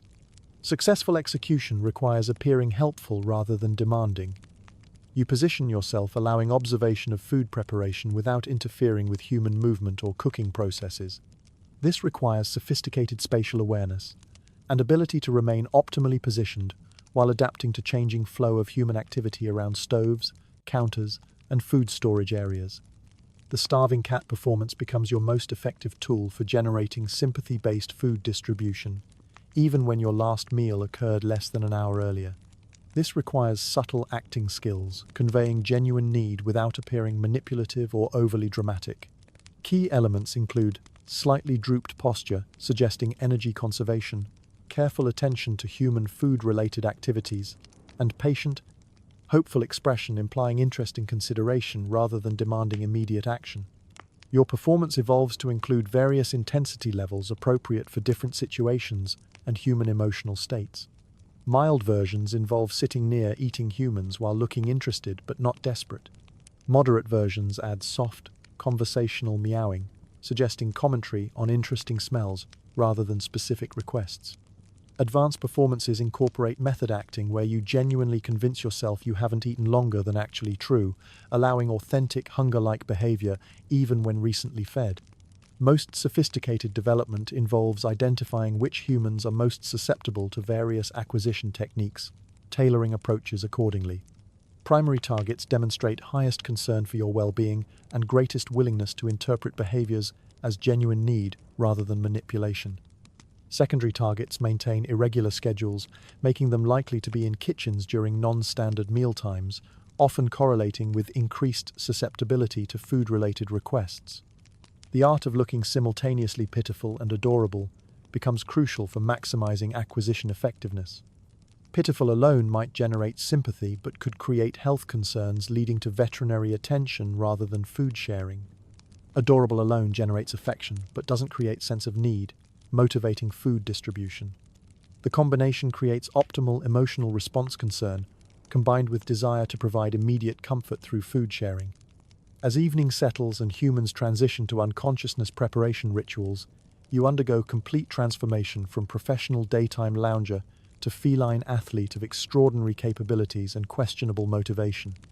This metamorphosis is sudden and complete. One moment dignified house cat engaged in serious grooming, the next possessed by concentrated energy of every wild ancestor who stalked ancient hunting grounds. Your midnight athletic career begins with signature event, the 2 a.m. sprint across hardwood floors. This isn't casual running explosive acceleration from standing start to maximum velocity within 3 strides, followed by sustained sprint, covering entire house length in approximately 4 seconds. Hardwood provides perfect acoustic amplification, creating miniature thunder announcing athletic achievements to any conscious household members. The beauty lies in pure spontaneity. No external stimulus, visible prey, or clear destination motivates these sudden maximum velocity bursts across domestic territory. Sprint emerges from internal timing mechanism operating independently of logical motivation or environmental necessity. You simply feel need for speed, and the house becomes personal racetrack. Sprint training develops into increasingly complex route planning, incorporating elevation changes, obstacle navigation, and advanced parkour techniques. Living room couch becomes launching platform for aerial maneuvers landing on dining room table. Coffee table serves as intermediate checkpoint, requiring precise timing to clear without disrupting decorative items humans value for incomprehensible reasons. Real sophistication emerges with furniture parkour development comprehensive navigation system, treating household furniture as elaborate gymnasium designed specifically for feline athletic expression. This requires not just speed and agility, but spatial reasoning, timing, precision, and 3-dimensional thinking challenging any professional athlete. Kitchen becomes favorite parkour environment, offering greatest variety of surfaces at different elevations. Counter heights, appliance tops, and cabinet surfaces create complex platform landscapes navigable in numerous combinations depending on athletic ambitions and current energy levels. Kitchen also provides excellent spectator viewing for any humans awakened by performances wanting to observe athletic achievements. Nighttime activities include invisible prey hunting, sustained stalking, pouncing, and pursuit directed at targets that may or may not actually exist. These sessions demonstrate same intensity and focus as actual prey pursuit, but directed at shadows, sounds, or movement, existing primarily in heightened nighttime awareness. Invisible prey hunting serves multiple purposes beyond exercise. Maintains hunting skills during limited prey opportunity periods, provides mental stimulation during quiet nighttime hours, when household activities don't offer sufficient entertainment, creates security patrol, ensuring territory remains free of potential threats invisible to human detection systems. Whisker navigation system developed for nighttime athletics represents sophisticated integration of spatial memory and tactile sensing. Whiskers detect air currents, proximity to solid objects, and spatial relationships allowing full-speed movement through areas requiring careful visual navigation during daylight. This enhanced awareness transforms nighttime movement from cautious exploration to confident athletics. Most mysterious aspect involves psychological transformation accompanying physical activities. During daylight, you're thoughtful, deliberate creature, considering options carefully and making decisions based on careful analysis. During nighttime athletics, you become creature of pure instinct and energy, responding to impulses emerging from genetic programming, operating independently of conscious decision-making. Your first full year teaches that successful domestic cat living requires sophisticated adaptation to cyclical changes, transforming environment, comfort requirements, and strategic opportunities throughout annual seasonal rotation, governing everything from temperature control to human behavior patterns. Winter arrives with temperature drops, making you grateful for indoor living while creating new comfort maintenance challenges. Radiators become premium real estate, requiring territorial management and strategic positioning. Your heat acquisition strategy begins with comprehensive mapping of every house. Heat source radiators providing reliable warmth but varying levels depending on room size and human thermostat decisions. Heating vents, offering consistency but creating air movement. Interfering with proper fur positioning. Electric blankets delivering excellent regulation but requiring human cooperation. Strategic human lap occupation becomes crucial when your body heat needs external supplementation. Humans generate impressive heat while remaining stationary during reading, screen watching, or computer activities. Learning to time-lap occupation requests for extended, seated periods maximizes heat acquisition while minimizing premature abandonment risk. Spring transforms window watching from routine surveillance to full-time entertainment, as outdoor world awakens with activity explosion demanding constant monitoring. Birds return with increased numbers and territorial dispute enthusiasm. Squirrels emerge from mysterious winter locations, resuming gravity-defying tree acrobatics with renewed energy. Humans begin opening windows and doors, introducing fresh air circulation, carrying complex scent information about outdoor activities, requiring processing and integration into territorial security understanding. Summer presents opposite winter challenge. Instead of acquiring additional heat, you must develop sophisticated strategies for maintaining comfortable body temperature when ambient levels exceed preferences. Basement becomes valuable real estate, offering consistently cooler temperatures, ideal for afternoon napping when other areas become uncomfortably warm. Tile floors provide excellent cooling surfaces for sprawling activities, maximizing body contact with cool surfaces.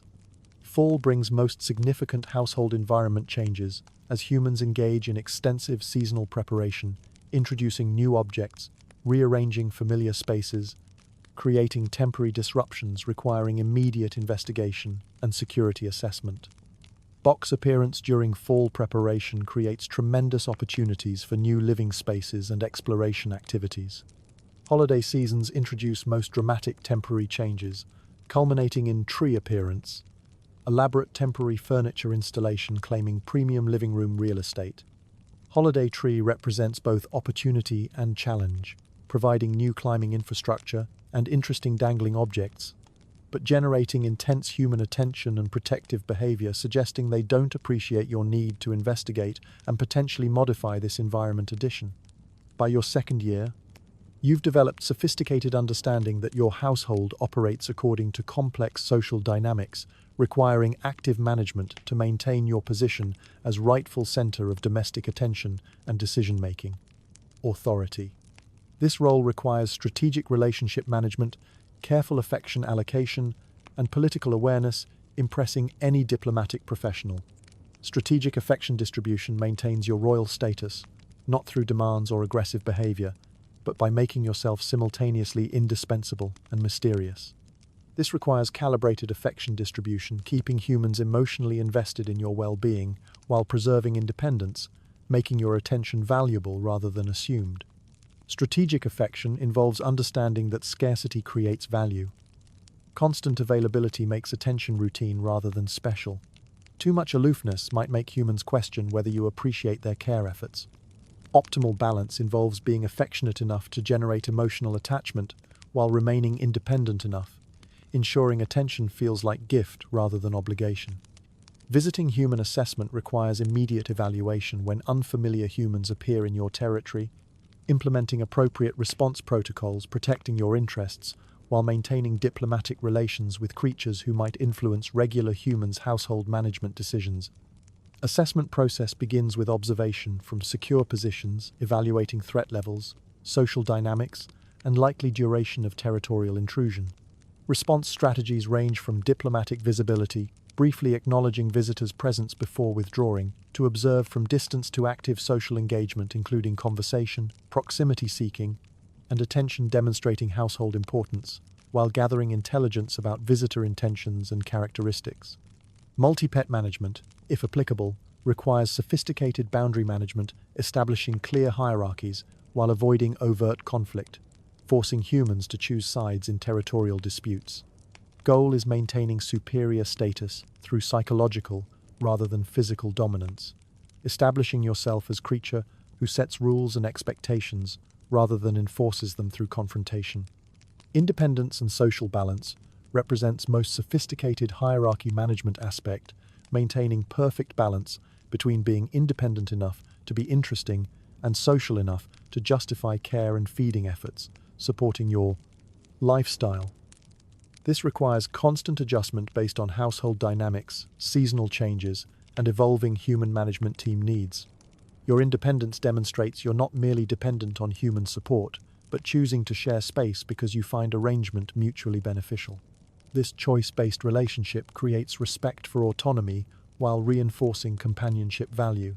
Social engagement provides emotional rewards, justifying human investment in comfort and security through purring, lap occupation, and affectionate behavior, creating genuine emotional benefits while establishing importance in daily lives. Ultimate goal is achieving position where preferences are naturally prioritized, comfort consistently maintained, and territorial claims respected without requiring ongoing enforcement. This status emerges from successful relationship management rather than dominance displays, creating stable household dynamics, benefiting everyone while ensuring your needs remain central to household decision-making processes. Your household hierarchy mastery represents culmination of sophisticated political skills, impressive in any organizational context. You've learned to maintain authority through influence rather than force, build loyalty through strategic relationship management, and ensure position security through value creation rather than dependency. The humans benefit from companionship, security services, and satisfaction of providing excellent care for household member, clearly appreciating their efforts. You benefit from optimal living conditions, reliable food supply, and territorial security, allowing focus on important activities like professional sunbathing and advanced box philosophy rather than basic survival concerns. Your adulthood represents perfect achievement of enlightened domestic governance authority, maintained through competence and relationship building rather than conflict. Everyone's needs met through cooperation rather than competition, and your household royalty position recognized and supported because it contributes to rather than detracts from overall domestic harmony and satisfaction. By your 4th year, you've discovered the most profound truth of mature domestic living. You don't actually have to participate in everything that happens around you. This revelation fundamentally changes your relationship with the constant stream of minor events that once demanded immediate investigation, transforming you from reactive creature, responding to every environmental stimulus, to sophisticated household member who chooses engagement based on careful evaluation of circumstances, energy costs, and potential benefits. Your evolution towards selective participation begins with sophisticated sound discrimination, learning to categorize household noises according to their actual importance rather than their immediate attention-grabbing potential. The refrigerator's ice maker dropping cubes once triggered alert positioning and careful listening for potential food-related developments. Now you recognize it as routine mechanical function, requiring no response beyond perhaps a brief ear flick, acknowledging you've heard and deemed it unworthy of further consideration. Similarly, delivery truck arrivals once prompted immediate window investigation to assess whether packages might contain interesting territorial additions or security threats.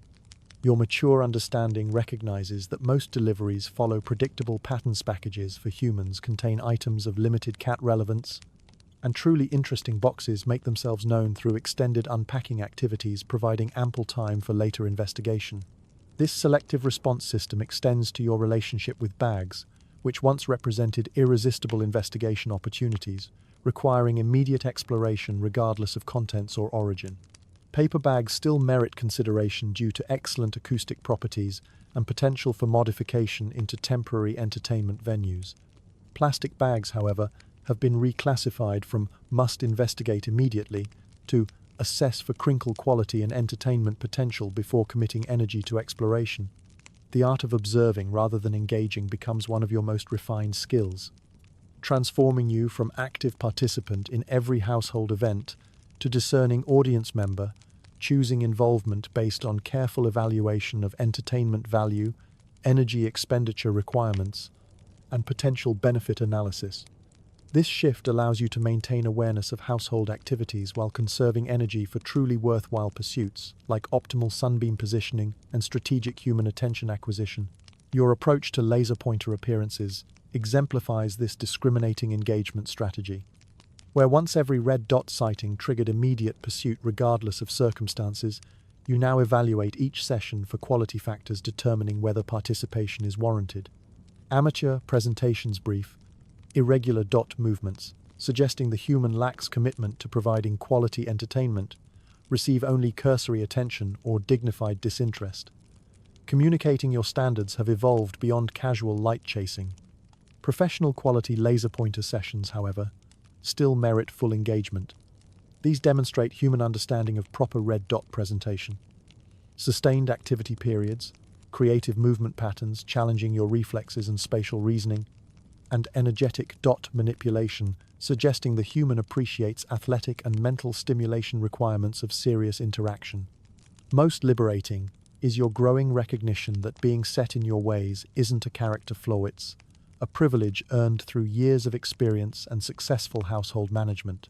Your established preferences for specific sleeping locations, meal timing, and daily routine elements aren't arbitrary habits to be changed at human convenience. They're refined lifestyle choices based on extensive experimentation and optimization. The human's increasing accommodation of your set ways represents acknowledgement of your senior status and wisdom embedded in your carefully developed preferences. When they work around your chosen napping locations, rather than expecting relocation for their convenience, when they maintain feeding schedules aligning with your optimal digestion patterns, when they respect your established territorial claims, even when conflicting with their space usage preferences, they're demonstrating appropriate recognition of your household seniority and accumulated domestic expertise. Your reputation for selective grumpiness becomes a surprisingly effective tool for enhancing comfort level and maintaining optimal living conditions. Humans prove remarkably responsive to mild displeasure displays, suggesting their household management decisions might not meet your established standards. A carefully timed expression of dignified disappointment, perhaps a slow, meaningful look followed by deliberate relocation, effectively communicates that recent changes to furniture arrangement, meal timing, or temperature control don't align with your refined preferences. After 4 years of strategic occupation and persistent presence, you've achieved complete territorial dominance through adverse possession continuous occupation, eventually creating ownership rights superseding original property claims. Your most prized locations throughout the house now belong to you, not through conquest or negotiation, but through simple, undeniable fact of consistent, purposeful occupation transforming preferences into rights. The sunny spot by the living room window represents your most successful long-term real estate acquisition.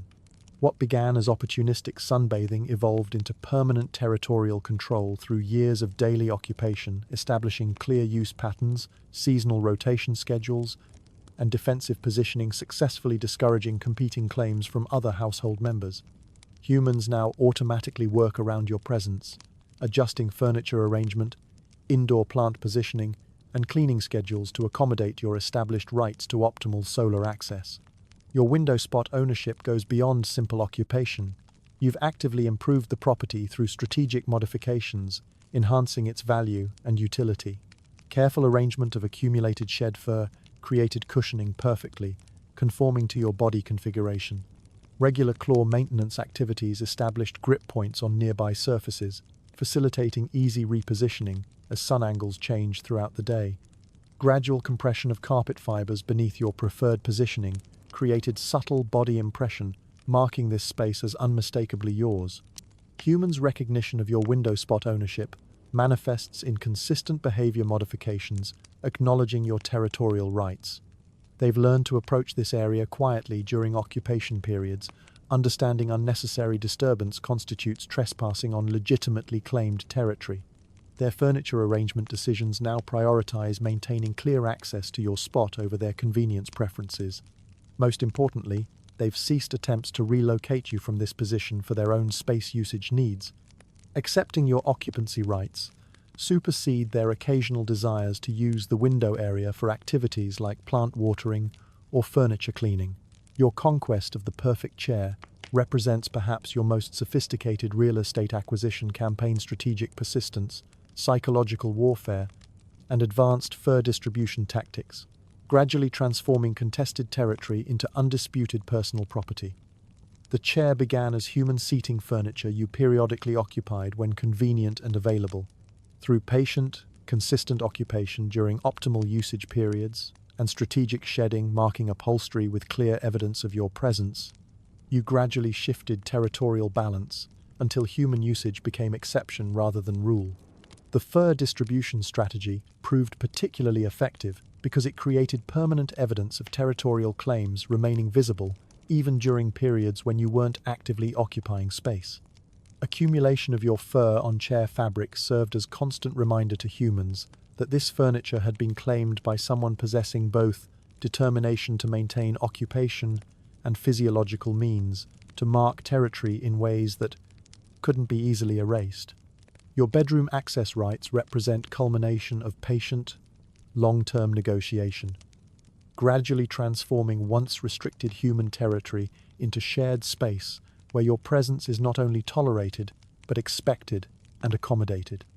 This conquest required sophisticated diplomatic skills because bedroom access couldn't be achieved through simple occupation. It required establishing your value as bedroom resident while respecting human attachment to their private sleeping space. Your bedroom campaign began with strategic positioning just outside the bedroom door during evening hours, demonstrating interest in bedroom access while respecting boundary limitations. This positioning allowed you to provide security services monitoring hallway activities and responding to unusual sounds, establishing your value as protective presence during vulnerable sleeping periods. Over time, your security services created human appreciation, supporting gradual expansion of territorial access. The breakthrough came through strategic nighttime positioning, providing comfort services during periods when humans seemed stressed, ill, or emotionally distressed. Your purring presence during vulnerable periods created powerful emotional associations between your company and feelings of safety and comfort that couldn't be achieved through daytime territory negotiations alone. By your 5th year, you've achieved perfect workflow optimization, a daily routine, so precisely calibrated to household rhythms that your activities have become indistinguishable from the natural order of domestic life itself. Your mastery extends beyond simple schedule, adherence to sophisticated understanding of how timing, positioning, and strategic action can transform routine activities into opportunities for comfort, maximization, and relationship enhancement. Your morning ritual evolved into carefully choreographed performance, beginning before humans show consciousness signs and continuing through critical transition period, when household activities shift from night mode to day mode. This transition management requires precise timing because optimal morning outcomes depend on positioning yourself advantageously for the cascade of activities following humans' awakening without appearing to manipulate or control their choices. The pre-awakening phase begins with your internal alarm system operating with accuracy rivaling any mechanical timepiece. Your body clock synchronized so completely with household patterns that you naturally transition from deep sleep to alert awareness approximately 15 minutes before humans' alarm systems activate. This early awakening provides crucial preparation time for positioning yourself optimally for morning opportunities while maintaining appearance of coincidental timing rather than calculated strategy. Your strategic positioning during pre-awakening accounts for multiple variables, which human typically awakens first: the route they'll take from bedroom to bathroom to kitchen, likelihood of immediate food distribution versus delayed feeding pending other morning activities, and optimal balance between demonstrating presence without appearing overly demanding of immediate attention. This positioning represents sophisticated logistics planning, ensuring you're available for early morning interaction opportunities while maintaining dignified autonomy. The awakening acknowledgement phase involves carefully calibrated vocal communication, striking perfect balance between friendly morning greeting and gentle reminder that certain services, particularly food distribution and territory access, might benefit from prompt attention. Your morning vocalizations evolved far beyond simple demanding meows to include conversational tones, suggesting you're sharing observations about the new day rather than making urgent requests for immediate service. Your breakfast negotiation strategy reached levels of sophistication impressing professional sales consultants. Rather than simply demanding food through persistent vocalization, You learn to create psychological pressure for feeding through strategic positioning, suggesting patient expectation rather than urgent demand. Your presence near food storage areas, combined with alert, hopeful expression, communicates readiness for breakfast while crediting humans with intelligence to recognize feeding time without requiring explicit instruction. The post-breakfast sunbeam claiming sequence demonstrates your mastery of predictive positioning, accounting for seasonal solar variations, weather conditions, and furniture arrangement factors affecting optimal warming locations throughout morning hours. Your movement to prime sunbathing territory occurs with timing so perfect you often arrive at optimal locations within minutes of sun, reaching ideal warming angles, creating impression of supernatural solar prediction abilities. Your sound discrimination system achieved remarkable sophistication in categorizing household noises according to their relevance to your interests and security responsibilities. Refrigerator opening sounds indicating potential food-related developments receive immediate attention and strategic positioning for optimal opportunity assessment. Dishwasher activation sounds suggesting cleaning activities beginning can be safely ignored unless coinciding with floor-level food preparation that might result in dropped items requiring investigation. The arrival of a kitten in your well-ordered household represents disruption to established territorial organization requiring diplomatic management, combining educational responsibility with firm boundary maintenance. Your approach reflects wisdom of experience understanding. Effective mentoring involves strategic demonstration rather than active instruction, and some lessons can only be learned through direct experience rather than observation. Your initial assessment of the newcomer involves careful evaluation from secure positions, allowing observation of their behavior patterns, energy levels, and apparent understanding of basic household protocols.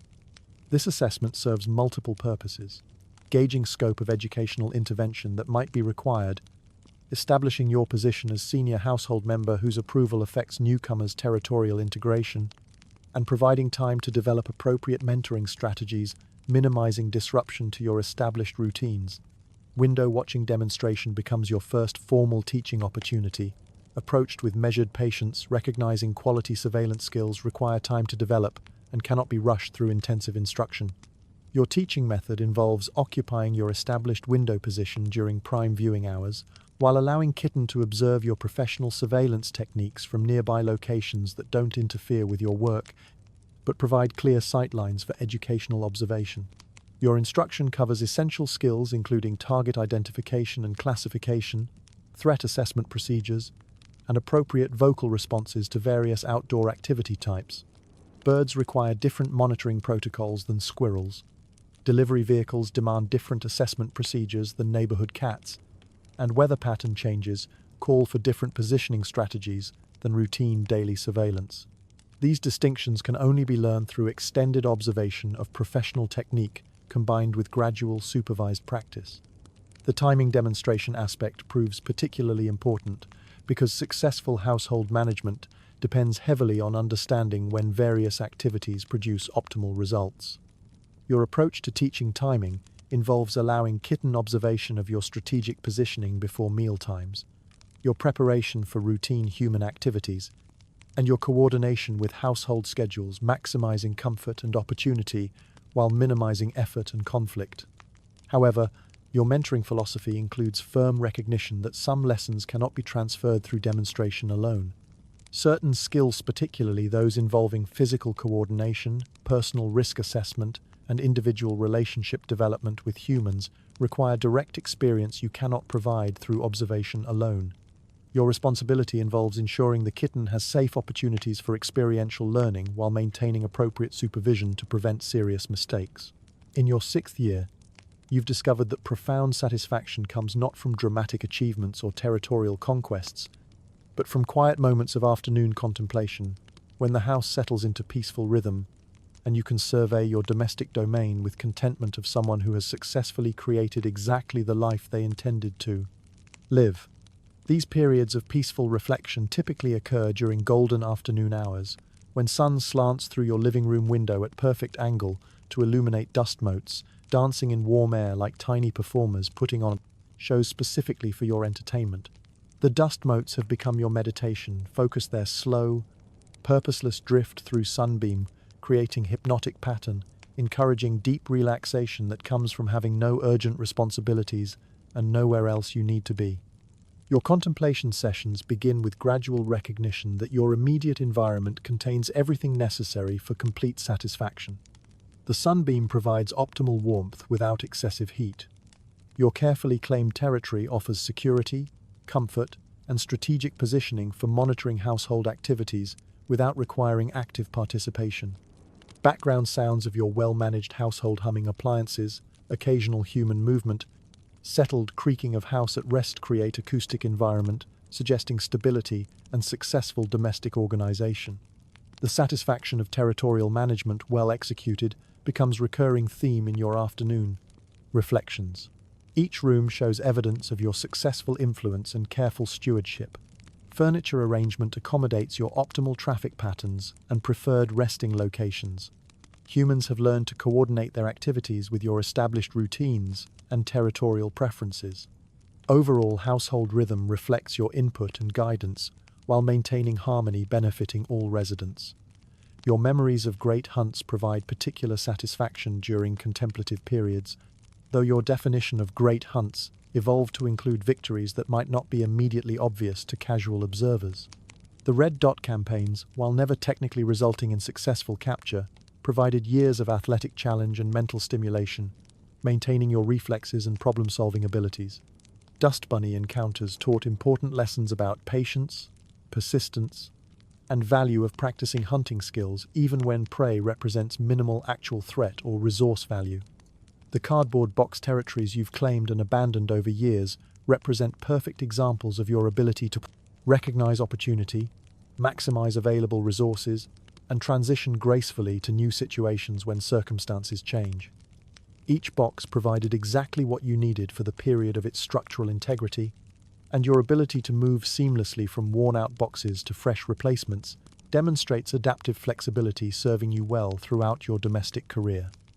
Your food acquisition campaigns represent sophisticated understanding of behavioral psychology and relationship management, ensuring optimal nutrition while strengthening rather than straining connections with humans who control food supply.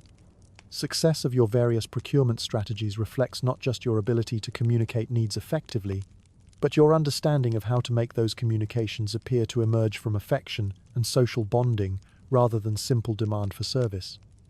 But perhaps most satisfying aspect of peaceful reflection involves recognition that your approach to house cat living created sustainable lifestyle, maximizing comfort, security, and satisfaction, without requiring constant effort or struggle. Your established routines operate smoothly, territorial rights are respected and protected, food supply is reliable and adequate, and social relationships provide emotional satisfaction without demanding sacrifices of independence or autonomy. The gentle acceptance emerging during contemplative periods reflects understanding that some adventures are indeed best experienced from safety and comfort of indoor living. Your window observations provided exposure to outdoor environments and wildlife without risks, discomforts, and uncertainties that would accompany actual outdoor territorial management. Your household adventures offered sufficient challenge and stimulation to maintain interest and engagement without creating genuine dangers or unmanageable complications. Your peaceful reflection concludes with recognition that a life well lived is measured not in dramatic events or external achievements, but in consistent quality of daily experience and degree to which your actual life aligns with your authentic preferences and values. Your domestic life achieved remarkable harmony between individual needs and collaborative requirements of household membership, creating sustainable satisfaction that doesn't depend on constant novelty or external validation. In warm afternoon sunlight, surrounded by evidence of your successful domestic management and quiet sounds of your well-ordered household, you understand that you have achieved exactly what you set out to achieve. A life of comfortable security, meaningful relationships, and the kind of peaceful satisfaction that comes from mastering the art of living well within the circumstances and opportunities available to you. This understanding fills your afternoon contemplation with deep contentment, representing ultimate achievement of any philosophical house cat recognition that you have successfully created the life you wanted to live, and that this life continues to provide exactly the combination of comfort, stimulation, and satisfaction that makes each day worth experiencing fully.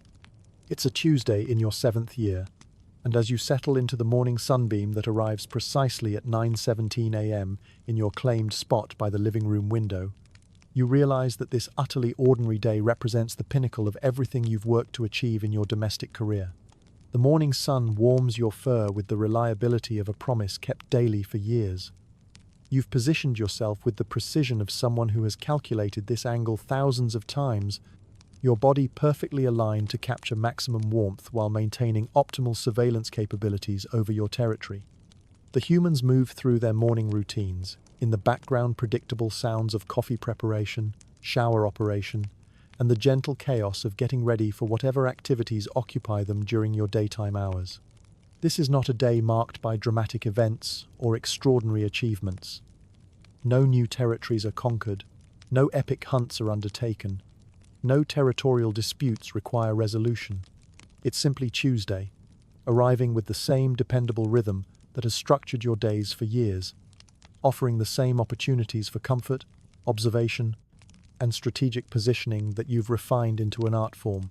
Your afternoon nap occurs in your perfectly claimed chair, the one where your strategic fur distribution campaign finally achieved complete human surrender several years ago. The cushions have been compressed over time into the exact configuration that supports your body optimally, and the fabric bears the accumulated evidence of your territorial claim in ways that can never be fully removed. As you settle into sleep, the house around you hums with the familiar sounds of your well-managed domestic environment. The afternoon light shifts as you doze, and your internal clock know synchronized with solar movements.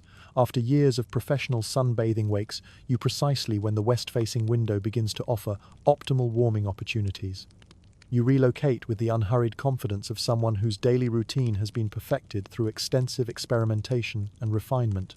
Evening brings the human's return and the social interaction portion of your day. Your greeting is perfectly calibrated, enthusiastic enough to demonstrate that their absence was noted and their return appreciated, but measured enough to maintain your dignified independence. The evening meal negotiation proceeds according to well-established protocols that ensure optimal nutrition while providing the humans with the satisfaction of caring for someone who clearly values their efforts. As night settles over your territory, you conduct your final patrol of the day, not because security threats are likely, but because the routine satisfies something deep in your genetic programming while confirming that all systems continue to operate according to your preferences. Your sleeping location for the night has been prepared through years of gradual negotiation. Shared human bed space where your presence provides mutual comfort while respecting everyone's need for adequate rest. In the quiet darkness, listening to the familiar sounds of your household settling into sleep mode, you understand with profound clarity that this perfectly ordinary Tuesday represents everything you've spent years working to achieve. The morning sun that arrives exactly when expected, the afternoon nap in perfectly claimed territory, the evening social interaction that strengthens relationships while preserving autonomy, the nighttime security that comes from knowing your environment completely. You realize that what others might call boring was never really boring at all. It was perfectly calibrated for maximum comfort, optimal security, and sustainable satisfaction. The adventure that other creatures seek in unknown territories and uncertain outcomes pales in comparison to the sophisticated achievement of creating a daily routine so well designed that each day provides exactly the combination of stimulation, comfort, and security that makes life worth living. Adventure, you understand now, is vastly overrated when you've mastered the art of peaceful living. As you drift towards sleep in your perfectly positioned spot on the human bed, your mind settles on the fundamental truths that years of domestic life have taught you. The secret to happiness, you've discovered, lies in the elegant simplicity of maintaining low expectations combined with uncompromisingly high standards for comfort. Low expectations mean that you're never disappointed by the failure of dramatic events to materialize, never frustrated by the absence of extraordinary adventures, never dissatisfied by the predictable rhythms of domestic life. When your greatest daily ambition is optimal sunbeam positioning and your most complex challenge is timing your food acquisition strategies, success becomes not only achievable but virtually guaranteed. High standards for comfort, meanwhile, ensure that the simple pleasures of daily life, the perfect nap, the ideal temperature, the satisfying meal air, truly satisfying because you've refused to accept suboptimal versions. Your years of territorial negotiation, routine refinement, and relationship management have created living conditions that meet your exacting specifications for security, comfort, and convenience. You've lived exactly the life you were meant to live. Not the life that adventure stories celebrate or that other creatures might envy, but the life that perfectly matches your authentic preferences and values. A life measured not in dramatic achievements but in the consistent quality of daily experience, not in external recognition but in internal satisfaction, not in the accumulation of possessions but in the perfection of positioning. The knowledge that you've successfully created your ideal existence fills you with the deep contentment that comes from alignment between intention and reality. Every element of your current life, from the temperature-controlled environment to the reliable food supply to the affectionate but respectful relationships with your humans, represents the successful implementation of your domestic strategy. As sleep approaches, you understand that tomorrow will bring another perfect day, and the day after that, and the day after that, in an endless cycle of optimal living that you've earned through years of patience, strategy, and the wisdom to appreciate what you have rather than yearning for what you don't need. The house continues to hum around you with the gentle sounds of well-functioning systems and satisfied inhabitants. The refrigerator cycles on with familiar efficiency. The heating system maintains optimal temperature. The humans settle into their own sleep routines in the confidence that their household is secure and well managed. In this moment, in this spot, in this life you've so carefully constructed, you are exactly where you belong.